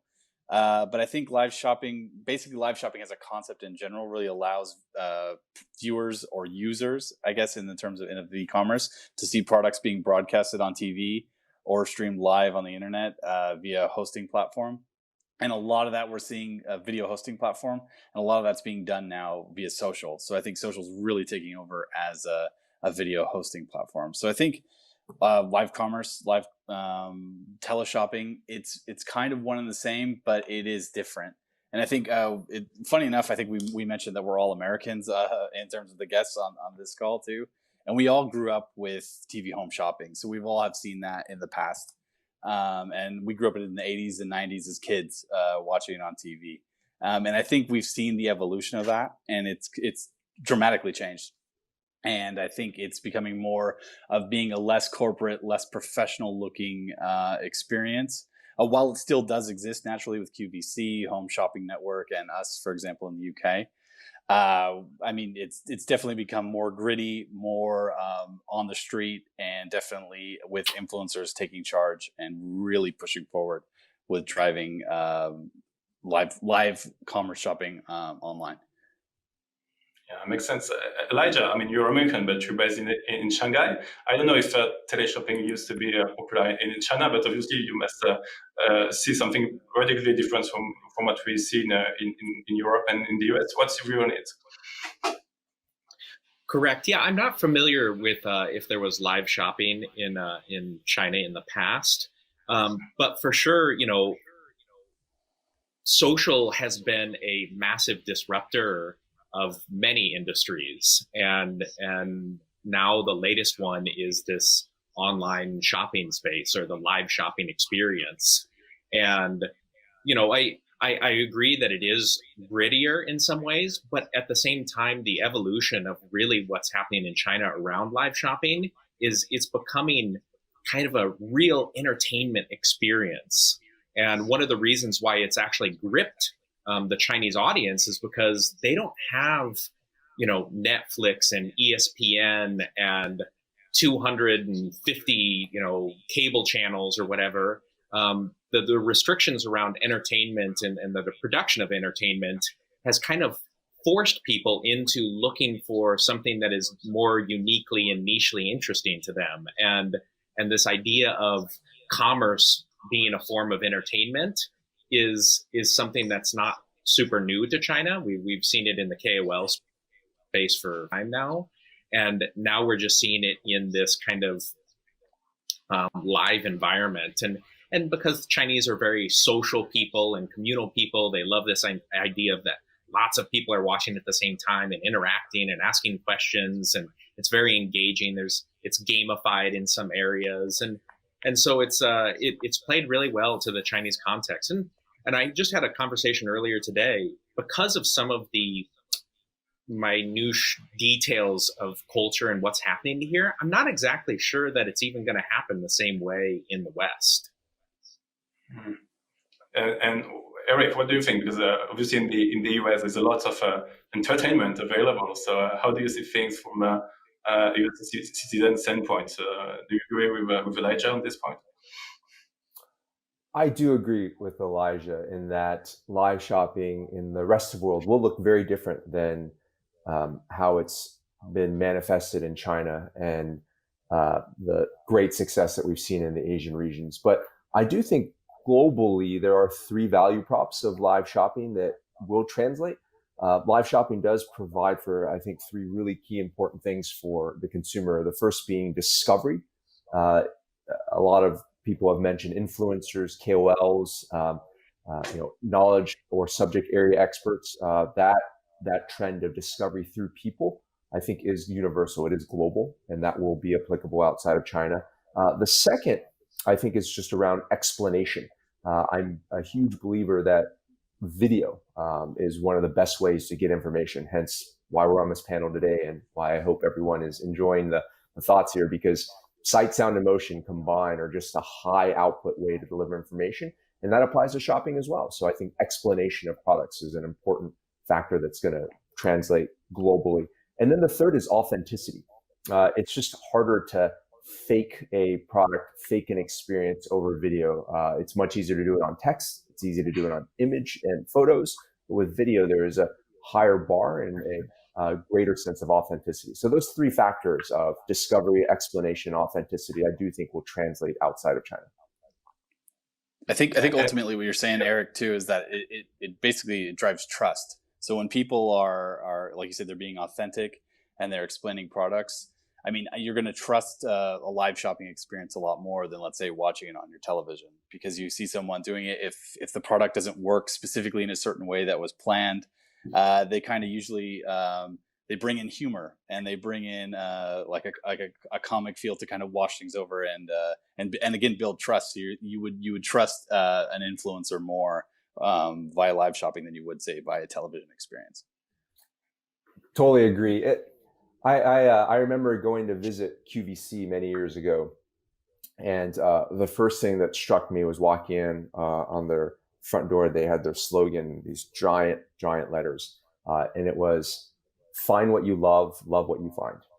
And often people think of QVC or home shopping as a maybe antiquated way to do commerce, but I think that mission is more valuable and relevant than ever before in a world where we have not just thousands, not just millions, but literally billions of products at our fingertips at any moment in time because of e-commerce. The idea that there is a service to help me not only curate products, that's the finding, but then that stands behind trust and authenticity and quality of that product, hence the love what you find. That type of value prop is more relevant than ever. Do you think it's generational in a way? Oh, sorry. Go ahead.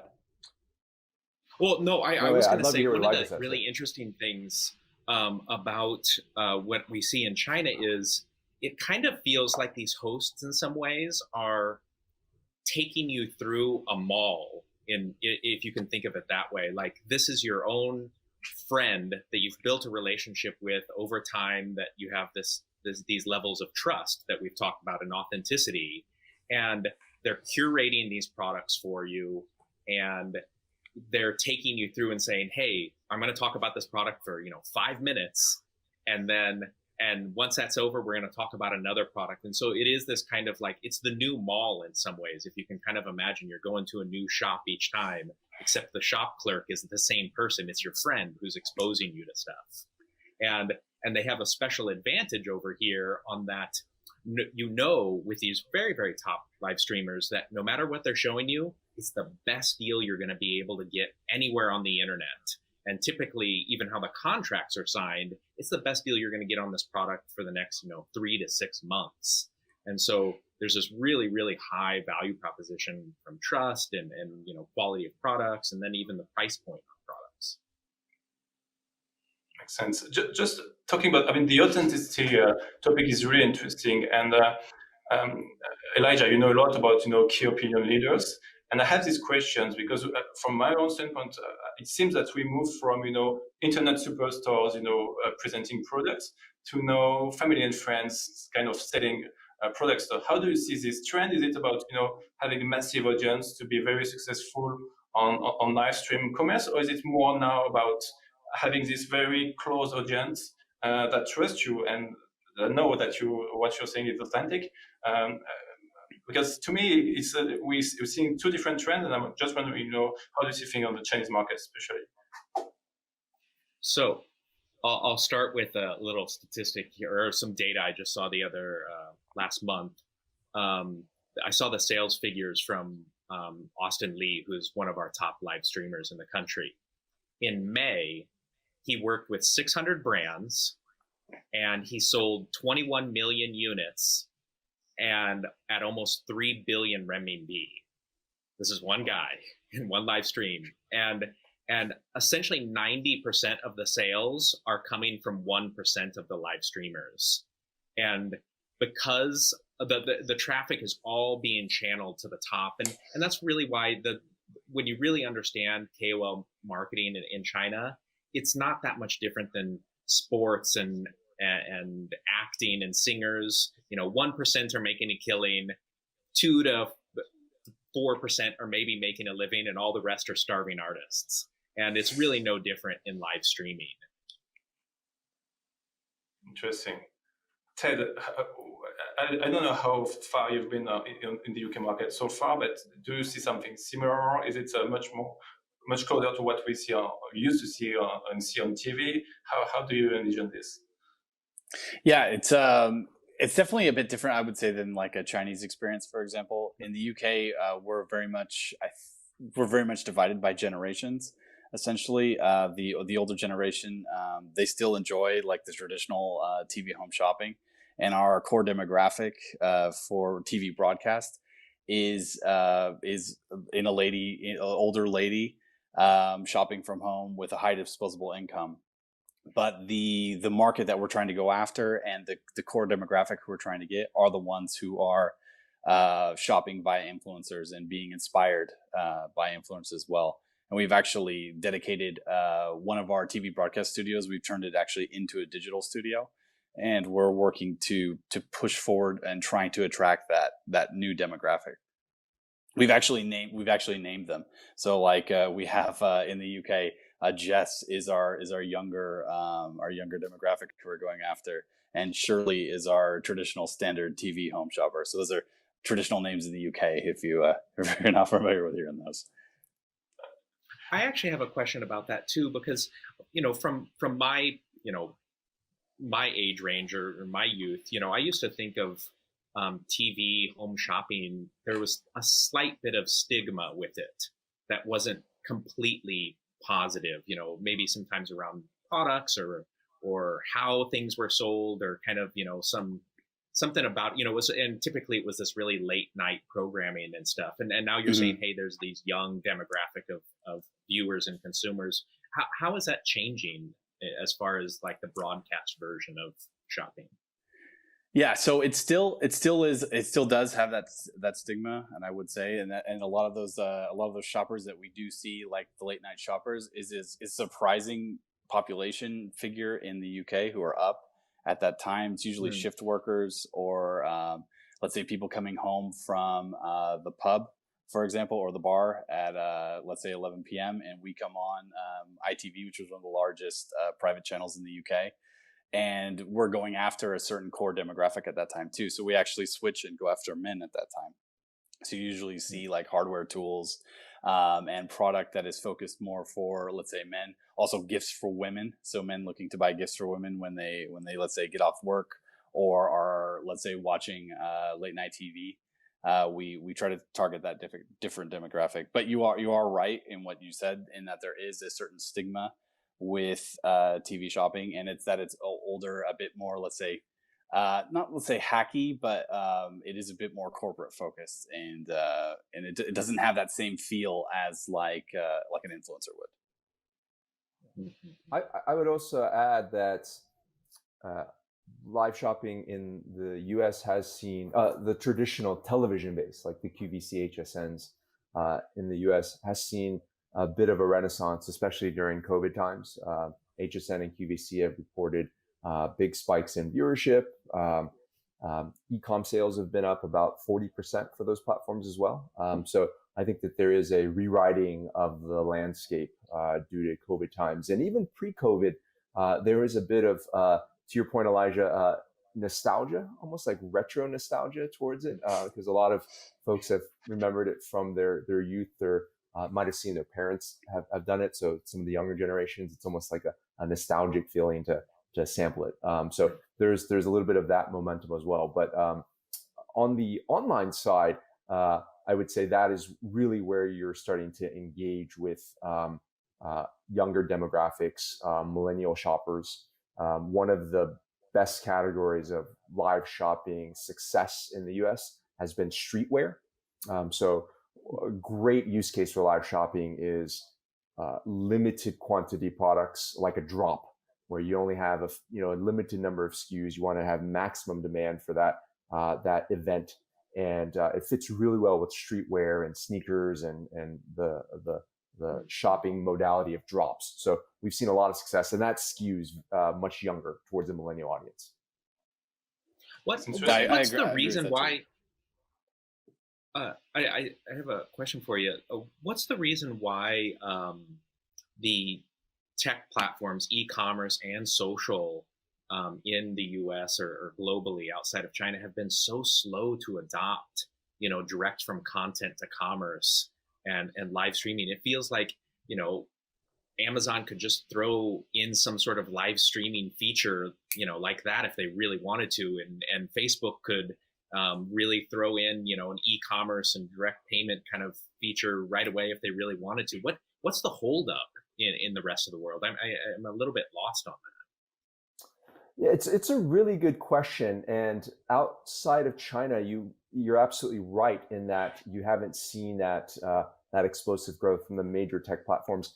I think it comes down to a couple of things. The first is a lot of companies just have very dominant single business models, or maybe not single, but certainly one that is the key focus of the company. So, I'll just take a company like Google, where it is so advertising focused that commerce is kind of like this strange thing. It has different margin structures, different ways to do reporting on the financials and the revenue, and it's hard to rationalize two different business models. And I think that that's just one of the challenges.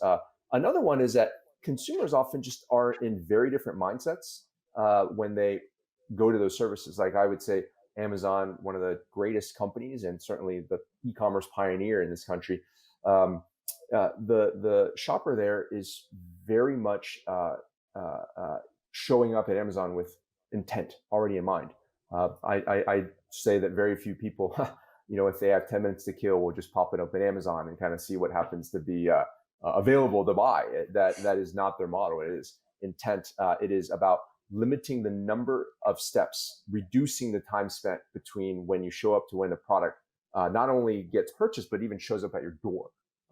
And with things like Alexa, now you don't even have to visit. You just like yell at a device from across your room that you want toilet paper, and it just shows up a day later. So for them, they're just so good about that intentful shopping experience. And live shopping does kind of break out of that mode where it is more of a lean back experience where you're being entertained, you're going through the discovery journey, and that's just not what their master skill is.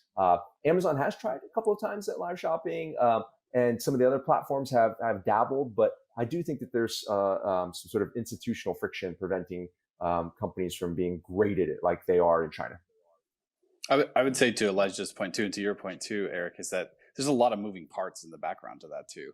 So like Amazon, for example, has Prime that it could tap into and its warehousing and infrastructure, where like a lot of the social sites, they have to get integrated. I mean, we're on a call with an ERP system right now. We'd have to get integrated with people like Lengow, for example, and basically have like an end-to-end order management system and everything, all the points firing perfectly to make that happen.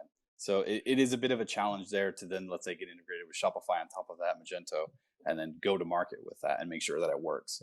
So there's a lot, like I said, lots of moving parts in the background. And Elijah, given I guess that's the China way of doing stuff, man. They just hammer stuff through.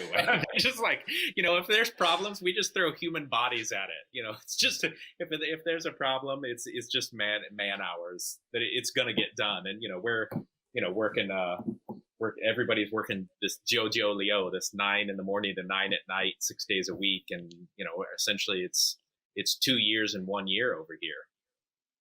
Yeah, and given how far advanced China is in the live shopping journey, the whole market and ecosystem, I'm curious to get your perspective on: are we at peak live shopping in China? Is there more plateaus to rise beyond that, or is it leveling off? Is it dropping off? What do you think? Yeah, so there was a pretty significant drop off last month. I heard somewhere in the range of about 30%. And I think the reality is we haven't seen this thing really wash out. I mean, the reason why it just went, rampant here was because of COVID. Everybody was stuck inside, and they needed some form of entertainment, and they were ready to consume. Chinese have become great consumers. And then you had a situation here where the live streaming in China is driven by discounts. And that's really, really important to understand. And so we had, companies like Nike and L'Oreal who were literally doing product dumping on China. So they were bringing products that weren't going to sell in other markets and just selling them at massive discounts in live streams in China to move that product into the country. And so, and out of stock. So we haven't really seen how this thing is going to really pan out. And one of my common ways of explaining this is that we know that the platforms love live streaming because it creates a very sticky environment and generates sales and commissions for them. For the users, the customers, they're getting amazing products at tremendous discounts while being entertained. And the hosts, the KOLs, they're getting fucking rich, man. But the real question here is around brands. And we know that, there's a lot of scams that are going on for brands. There's a lot of questions around discounting, and there's been huge mistakes around discounting hero products and product descriptions and how that, the value proposition is communicated. And then we know because of the heavy discounting and how the economics of it really work out, that if you're not retaining about 30% of the customers that buy for repurchase at fuller prices or other products, you're losing money. And during COVID, that's fine, but we really don't know how this is going to wash out in the end if brands start to pull back on giving really, really great deals. Because they're the great driver of this. And if you really understand some of the economics of China, that we have 600 million people that still make less than 1,000 renminbi or less than $150 a month, there's an opportunity cost situation that's taking place here where the average price product is $10, and people are watching these live streams because they really want massive discounts, and it's actually a very good use of their time when you consider the how much their income is. And so this is one of the reasons why I have questions around, is the China model, what is it going to look like when it does really start to penetrate the West, because it is so unique to the Chinese market. So you're worried that it may not be sustainable. It almost sounds a little bit like the flash sale craze of the early 2010s. Is that kind of what you're sensing over there? Yeah, and not to say that it will. I think it's just got to go through some some growing pains, and I don't know what that's going to look like in the end. But for sure, we've seen this thing shoot up, and we don't know what's next. And one of the reasons why we don't know what's next is because commerce right now is so dynamic in China. Our version of TikTok, called Douyin, is becoming an e-commerce platform, and that's what they originally planned on it to be. I have a bunch of buddies that started working there several years ago, and they said this is going to be a video storefront for businesses and for commerce, and it's quickly becoming that. And many of our short video platforms are becoming live streaming and commerce platforms. And so inside of this dynamic environment, we don't know exactly what it's going to look like even in 6 months or a year or 18 months. One question about exactly about brands, because we talk a lot about platforms, about key opinion leaders, but talking about brands, we talk about discounts, and I agree with Eric. It really reminds me about flash sales. Do you have any tips that you could share for brands and retailers that wants to get started? Actually, what channels they should start with? Is it all about discounts? Is there any other strategies to really be successful when it comes to live stream? Ted, I'd love to hear what in China. you have to say here. Well, let's say in Europe, because we talk a lot with European brands at the moment. So maybe Ted, you can share your view on it. Yeah, I would say. I mean, we've actually looked at going with a few different agencies as well too, and we've decided to go with professionals on this. So not necessarily just diving into it head first. Because you hear horror stories about companies spending tons of money and end up not really going anywhere, and then you hear about the I believe Elijah mentioned too, with like only 1% of the influencers actually drive revenue. So how do you if you're like a small to medium enterprise and you're approaching this for the first time, you want to go with a proven method. So you want to make sure that you're dealing with partners that can actually drive ROI. And I think the best way to do with that is to go, I would say, as a first step in Europe, to go with the professionals and go with someone who you know has like a portfolio of clients who are successful in this space, and to not dive in head first, because you can't approach it the same way you would a PPC campaign or an affiliate campaign. It's a completely different beast, and you want to make sure that you're going forward with the right foot, essentially. Makes sense. And what about regularity? Because we were talking about that sometimes you lose money on doing a flash sales during live stream. What would you recommend to brands? Is it all about making some having a strong impact on the few time in the year? What about regularity? Do you see, for example, Elijah, some brands which are doing from a regular standpoint flash sales or live stream in China, or is it once or 2 times a year? Yeah. Well, right now, I think we don't really know what the regularity is going to be, because it is kind of so new. It really, the infrastructure for it really was only built out in 2018. In 2019 had some good adoption, but this year's really been the bumper year. And so, that being said, I think I just saw a statistic today that about 30% marketing budgets. E-commerce marketing budgets are being directed towards live streaming at the moment, but it's just too hard to say how it's going to look in the future. Makes sense. Yeah, and we're really bullish on the idea of smaller brands that can then use live shopping to now have a direct relationship with customers. And that's a really powerful sea change in the retail industry, whereas often in previous years, brands had to go through third parties, whether it was a retailer or a wholesaler or some other form of distributor, whereas now they can not only sell direct and ship direct via e-commerce, but now they can connect direct with their customers through platforms like live shopping. So I think that the brands that really embrace live shopping may look very different than the brands that are very successful today in a traditional model. Yeah, and that's a good point actually, because from what we see in Europe at the moment, experiments they are being done both by brands and retailers. So we see brands, going direct and leveraging platforms to get in touch with their audience. But we also see some retailers trying to accelerate on this side. Is it something that you see in your respective markets? A mix of, a majority of brands, but also some experiments from retailers, or do you think it would be all about brands at the end of the day? Ted, maybe. So I can. Yeah, go for it, Elijah.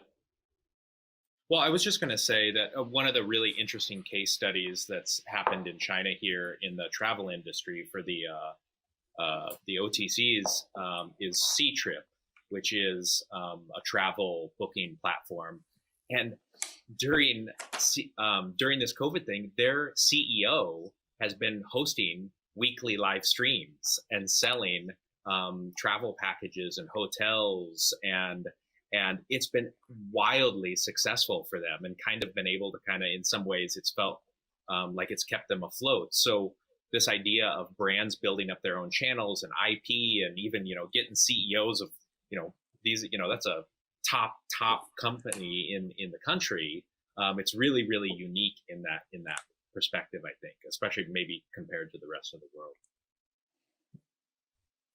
I think in Europe, for example, it probably will always remain a bit of a mixed package between traditional retailers selling brands. A lot of brands probably will still use the distribution chain, the traditional distribution chain to go to market.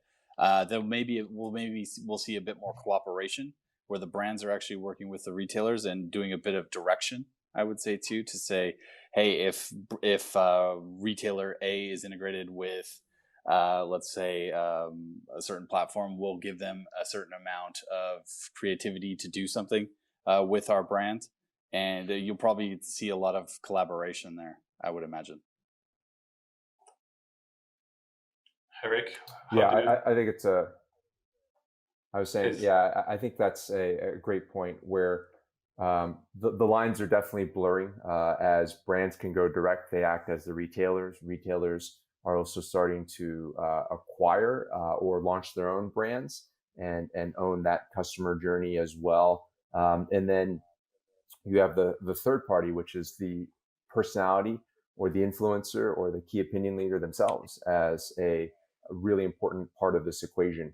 So I do think that the lines will blur, and live streaming will be yet another accelerant to these lines getting really muddled between who are the actual players in this space. I think to complete the circle too, we talked about earlier on this about basically teleshopping having a certain stigma. So I think, do you think in the future there could be a stigma related to, let's say, influencers and brands who use influencers, and there'll be brands who don't use influencers? I think that could evolve from what we've seen in teleshopping, for example. I think there's a little bit, I know there's a slight amount of maybe stigma that's arisen with our Jiulingho, kind of our post-90s or post-95 consumers in China, where there's a slight level of distrust that seems to be kind of building around the whole KOL influencer ecosystem, just because they know that they're for sale, and that's that dings their authenticity. Yeah, I think at one point everyone will be inundated and I guess desensitized to it. And I think as a kid growing up in the US, I'm desensitized to a lot of ads, and immediately, okay, this is a commercial, I'm being sold. I think you guys probably have the same gut feeling. Yeah, totally. I think that's true, and that consumers will continue to get savvy to various marketing messages and sort of try to read what are the motivations behind the message bearer. But it's like a tale as old as time, in that celebrities and famous people and people you look up to and admire, they capture your attention. This is not a new phenomenon. It's just that who that person is changing.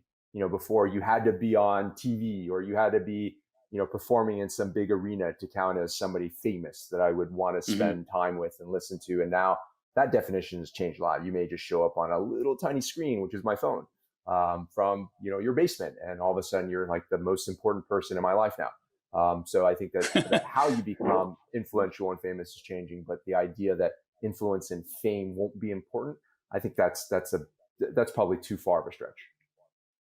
Oh, great. And what about the social component of live stream? Because obviously we're talking about myself looking at watching a screen with an influencer talking about the product, but how do you see things? Do you see also some trends about people watching?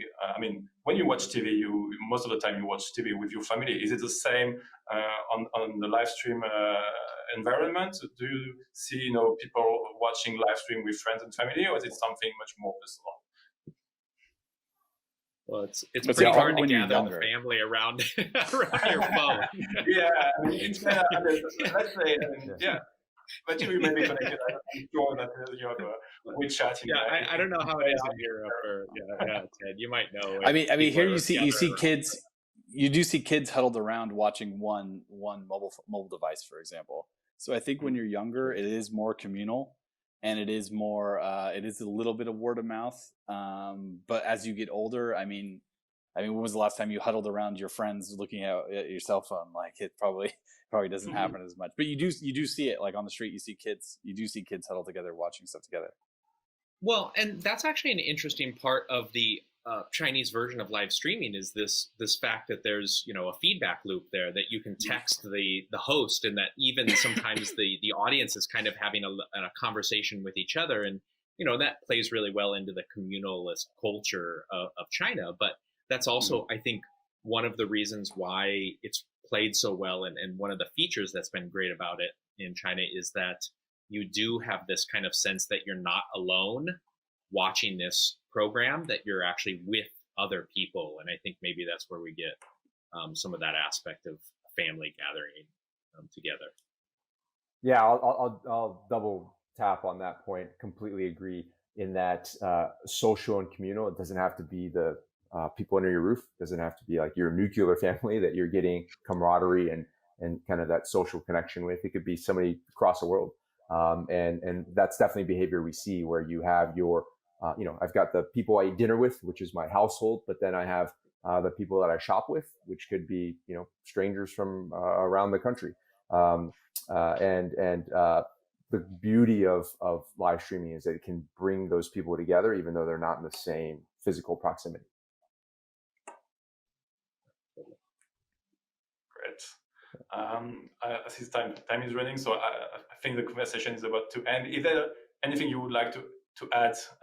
Do you think that live stream is the future of e-commerce? I mean, obviously you think that it will play an important role in the future, but is there anything that you would like to add before we stop and move to the next conference? Eric, I think there'll be. Oh, sorry. Go ahead. Oh. No, Ted, jump in. No. Yeah, no. I was just gonna say, I think it's not gonna end, and I don't think it'll end with, let's say, the social platforms that we see now, or the new emerging ones that we see now. I think it's only going to get bigger, and I think there'll be new players, especially in the West, as this thing grows and evolves. And I think the best is probably yet to come. Yeah, I'll just add that when I see the amount of work that both the seller and the buyer are willing to do to have a transaction, and they keep doing it over and over again, whether it's, hey, hold up a placard with a unique code that I've written down, and then you have to go to a separate app or a separate messaging platform and text me that number, and then you have to go to this other form and fill out these fields and give me your credit card information, and then hope through all this that the product will still arrive at your door. And people are still doing it today, or they might burn into the video feed their bank account number for you to transfer funds in order to get the product. When I see just all of this friction inside the buyers and sellers, and despite that friction, the market continues to grow and transactions still continue to happen, it makes me incredibly bullish that there's a long future ahead here, because it is up to us as the people working on the platforms, working on the experiences, to remove those friction points and make this experience a lot better. So the demand is certainly there, and I think that we're still in the very early days of getting the experience right, and I'm excited to see where it goes from here. Yeah, and I think if China's any indicator, this thing is just going to be. I always say about KOLs and social commerce and stuff, it's only going to get more, and we don't exactly know what more looks like, but we've democratized. We're democratizing everything from entertainment to commerce, and we're not going back. And so it is pretty fucking. I haven't heard that there's that much friction in some of this commerce that takes place in the West, but there's hope for better days. China, you are the light that will show us the way. Yeah, that's right. All right, I do share your optimism. I think that it's still the very early days. Obviously, that's a moving environment. We see even in China that could be one of the most mature markets in this field. There's lots going on at the moment. But yeah, it's truly fascinating. So thank you so much, guys, for your time. Thank you so much for your expertise and feedback. I'm sure the audience will enjoy this time with you, and we'll share your LinkedIn profile so that they can follow up with you if any questions. But we really appreciate having you on this panel, because it was really interesting. So thank you so much. Sophie, now it's time to move to the next conference. Thanks a lot, guys. Thank you, guys. Bye-bye. Bye-bye.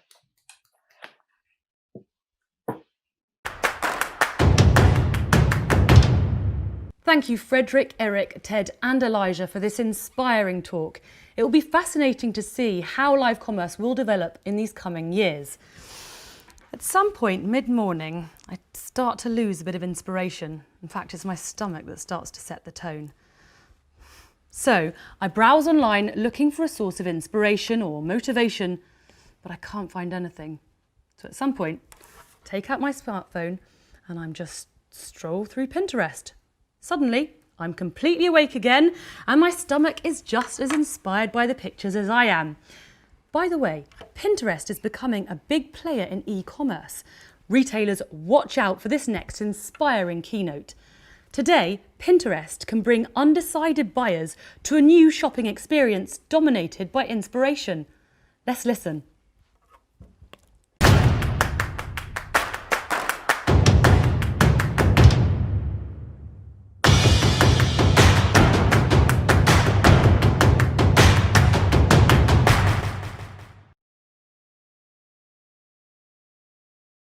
Well, thank you, Sophie, for handing over, and good afternoon, everyone, and welcome to this Pinterest webinar, Undecided to Buyers, How Inspired Shopping Drives Action.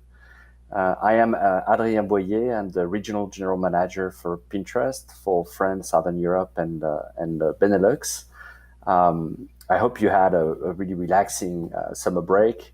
I'm thrilled to be here and take part to this 2020 edition of the Lengow Day here in Paris. Things are certainly very different than the event last year, but I'm really delighted to see what an inspiring program of content has been scheduled nonetheless. And I know that our Pinterest team is really excited to meet with as many of you as possible during the workshop and the virtual meetings. Today, I'm lucky to be joined by Mathieu Spic, who's the head of digital media tools and measurement for Carrefour in France. Mathieu has kindly accepted to come and discuss with me the changing and retail environment and the role that Pinterest plays in Carrefour's marketing strategy. But before we actually start our chat, I would like to take a few minutes to share with you what makes Pinterest so unique and why Pinterest is a tremendous opportunity for brands and retailers, as much from an inspiration standpoint as much as from a shopping standpoint. So at Pinterest, our mission is to bring everyone the inspiration to create a life they love. Every day, millions of users come to Pinterest to seek ideas and inspirations on what to buy, what to wear, what to do. And our mission as a company is when you come to Pinterest with such a project, is to provide you with the most personalized, the most relevant, the most useful inspiration so you can get offline and realize that idea in the real world. And so this year, more than ever, people are in search for inspirations.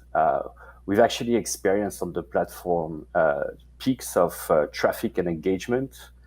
So we passed the milestone of 400 million monthly active users who have saved in total more than 240 billion pins, which are as many ideas or inspirations that are organized in more than 5 billion boards, which are as many projects from users. And that's actually a tremendous audience that's growing very fast, more than 39% year over year, and organically, words of mouth being the first growth lever for Pinterest. And that audience represents a tremendous opportunity for you as a brand or retailer to inspire. And so what are they coming to the platform for? They come for very different needs and projects. They come for everyday projects, looking for ideas of recipes for what to cook tonight. They also come for seasonal moments, to prepare back to school or to prepare Christmas, make it a bit special this year. We know that Christmas will be very different. But they also come for life projects. So changing apartments, getting married, or expecting a kid. And so for me, I use Pinterest for different purposes. I love photography. So I use it for always on inspiration on what interesting photos could I take about Paris or other places. I use it also for health and well-being tips. I'm also using it to prepare a trip to Japan that I would like to do with my wife. And finally, what was most interesting for me recently is that I used it actually for cooking recipes. I'm a really bad cook. I rarely cook, but obviously in lockdown time period, I had to get onto that new hobby. And so I was searching and discovering on Pinterest recipes, especially easy recipes. And that's how I came across Thermomix, which is an amazing tool that I discovered and I actually bought via Pinterest. And I must say that this has completely changed the face of my quarantine in my apartment in Paris. And so people come to Pinterest undecided. When you go to Pinterest, you come with a very open query. You're looking for inspirations of how to decorate your living room with of Nordic inspiration, or how to wear a jacket with sneakers, for instance. But most users actually are not mentioning brands in their queries. The 97% of searches are unbranded. And so while those users are coming with an intent, they haven't found the brand that is actually going to meet their need. And so while they search on Pinterest, they discover brands. We have 77% of weekly users that have discovered new brand or product on Pinterest. And so brands are absolutely needed for the discovery experience, because brand content, which is organic or paid, is actually a solution to a user need. Pinterest is not a user-generated content platform, because more than 75% of the content on the platform comes from brands. So brands are solutions to user needs. And so what about our audience? We have in France more than 17 million monthly unique viewers. And historically, we've had actually a lot of, female, a big part of our core audience, 35 plus, and quite affluent. So we actually have 1 in 3 French mothers on the platform. But what we've seen actually recently is that the growth on the platform has come also from new segments. So we've seen a very strong growth among millennials, which have grown more than 50% year over year. We've also seen growth coming from males and from Gen Z. So a very diverse audience that are interested in the same categories but express their needs and their individuality very differently. And what's interesting and distinctive about user mindset on Pinterest is that they come to plan projects, future projects. And they actually come to plan much earlier than non-users on Pinterest. And so if you look at, for instance, the searches related to Christmas, you can see on the left side here a comparison between searches on a traditional search engine, which is the bottom line, and then you have searches on Pinterest, which is the red line. And while you can see that the spikes of searches related to Christmas on the traditional search engine really come at the end in December, they actually start mid-year on Pinterest. You can see this spike here in June. And in 2020, more than ever before, actually people feel the need to plan their project even earlier. So we can see that the searches related to Christmas on Pinterest have grown actually 59% versus in April 2020 versus April last year. And I think this is directly linked to the fact that we were mostly in lockdown and we had a need to project ourselves in the future and dream. It's interesting because we have billions of searches on the platform about what people are interested in, what they want to buy, and what they want to do.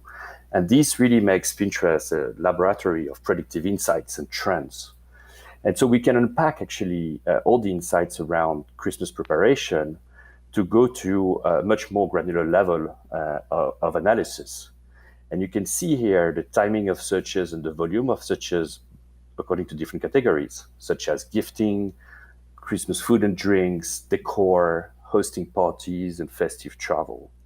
And so depending on which category you operate in, it's interesting to have those insights as to at which point in time does a search related to your category start on Pinterest, so that you can actually adapt your content and be present as a brand with your product and services when people are most open to it.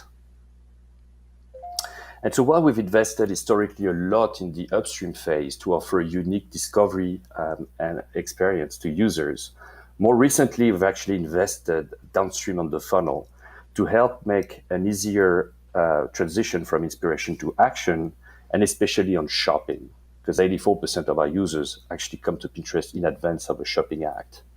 And so here are a couple of examples of functionalities and innovation that we've launched.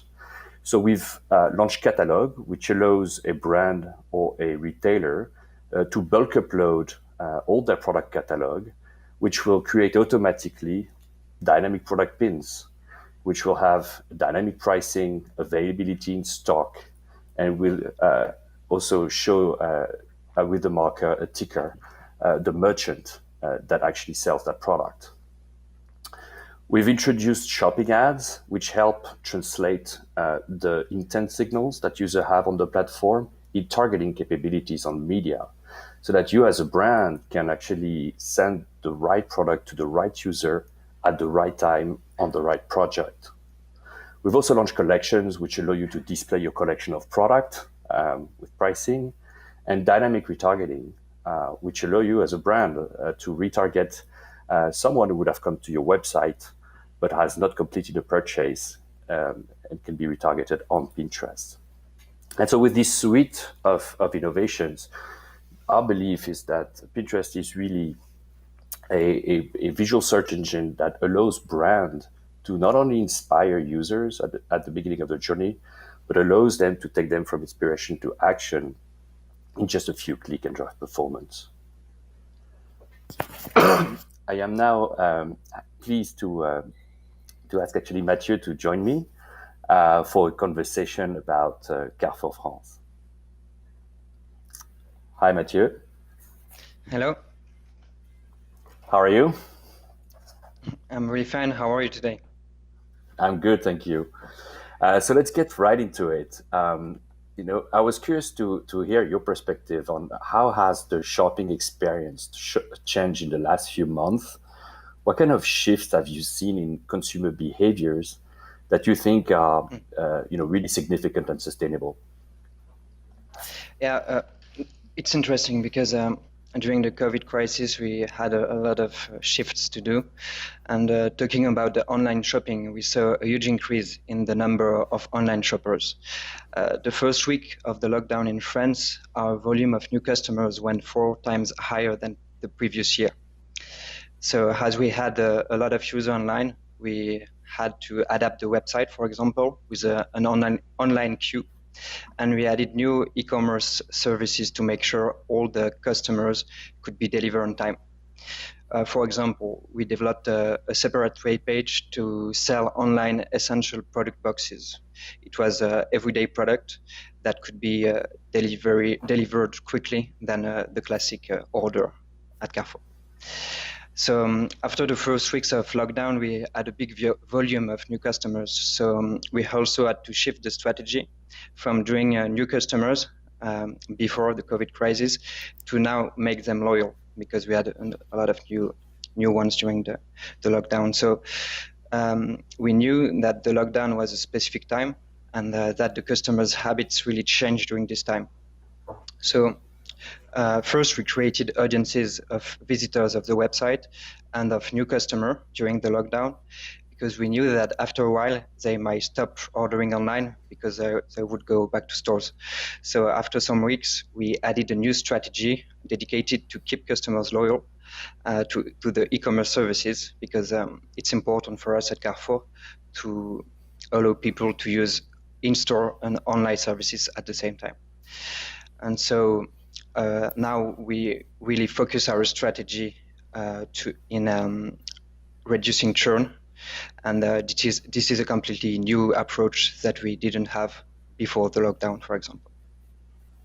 Very interesting to see that new focus on reducing churn, indeed, and the explosion of e-commerce you've seen and you had to adapt to. Can you tell us more about your data strategy, and in particular, how do you take trends or insights into account as you consider your marketing mix? Actually, trends are really important for us. The COVID crisis was a really good example. In the beginning of the crisis, we learned that people were feeling nervous about the risk of going back into stores. So to answer these questions, we worked on a new strategy for the first 2 months of the lockdown. In the beginning, we stopped all the campaign and we worked on a totally new branding strategy from scratch at this time.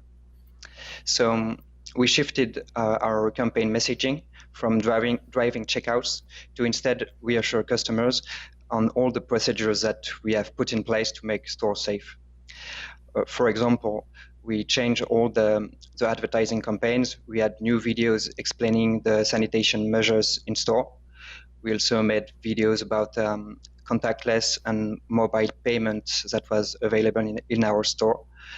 We even developed some contents dedicated to kids, for example, during the lockdown with coloring pictures, for example.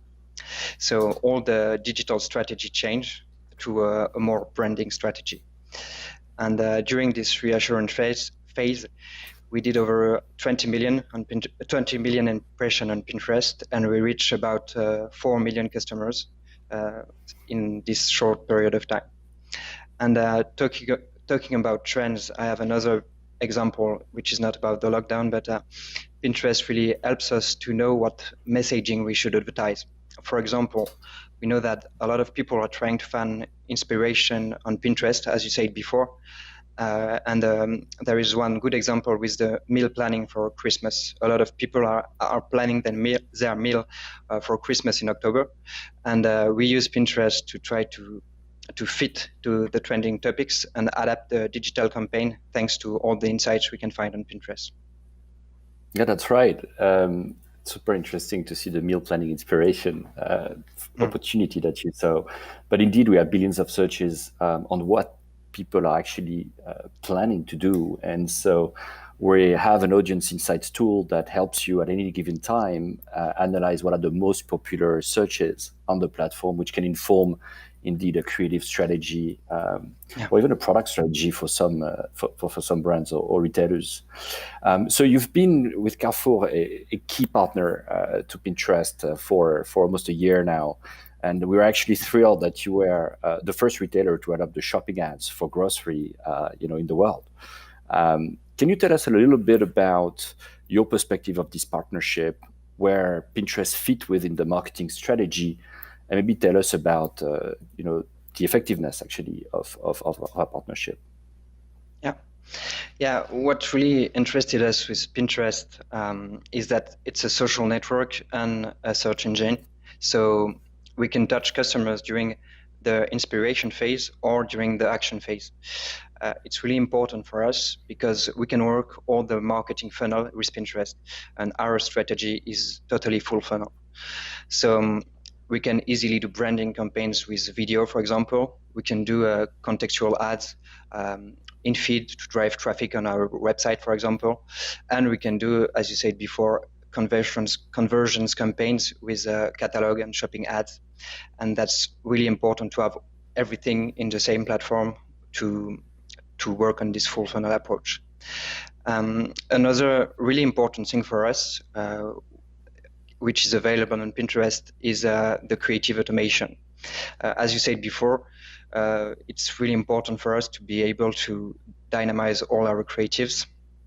As we have a lot of stores, a lot of services, and a lot of products, we have to automate all the lower funnel creatives.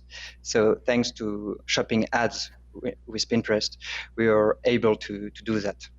So we launched a first test just before the lockdown with some catalog campaigns. And the first results were really interesting. We had a return on ad spend of 2.7 on the campaign.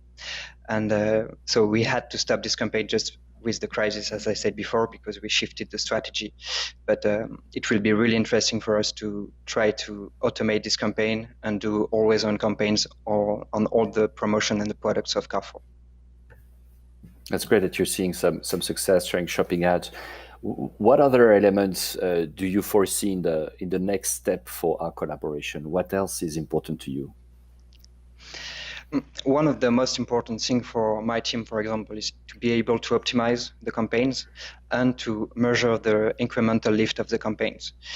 It's been a while that we work on two different KPIs, the incremental on online sales, but also on offline sales. So we have been working on different protocols. We work with LiveRamp, for example, to allow us to show incremental lift of digital campaigns to store sales. And it's really our main focus in measurement strategy. Our goal is now to measure all the digital channels, including Pinterest. And I think it would be really interesting for us to know the exact impact that Pinterest can have on the online and offline sales. Moreover, Pinterest allows us to add third-party tracking directly in the creatives. So it's really useful for us to better understand the customer path and to be able to measure all our digital channels the same way. Absolutely.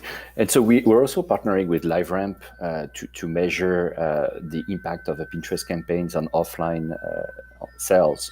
So we've run, for instance, a campaign for Bledina, the baby food brand, that showed that Pinterest was responsible for a lift in sales of 23%. And so we're really excited about such preliminary results. And we're looking forward to working with you and your teams on making this measurement of offline sales as well as online sales more systematic across our campaigns. And so to finish, just on an interesting note, it's been a roller coaster with this crisis so far, and we're seeing that digital is really revolutionizing the retail industry right now. Is there an advancement that you're particularly excited about or looking forward to? Yeah, I think innovation is really important for us at Carrefour. We try to test all the products, the digital products, and we try to innovate in our creative formats and our measurement protocols. So, as I said, as I just said before, I think online to offline measurement is really important for us and is a big innovation. creative is also a really important point. So what I'd like to see in the future would be new ways of using the different features of Pinterest to better fit in the Pinterest universe with our creatives. And so, yeah, I'm excited about the new ad formats and the new contextual ads that we could make in the future. Well, thank you, Mathieu. We look forward to actually working with you and your teams on taking our partnership to the next level. And it's very exciting time, I think, for us. So I want to thank you for taking the time and join me to discuss the evolution of the landscape in retail and how Pinterest fits within the Carrefour strategy. And I want to thank you all for your time, and I wish you a great afternoon. Bye-bye. Thank you.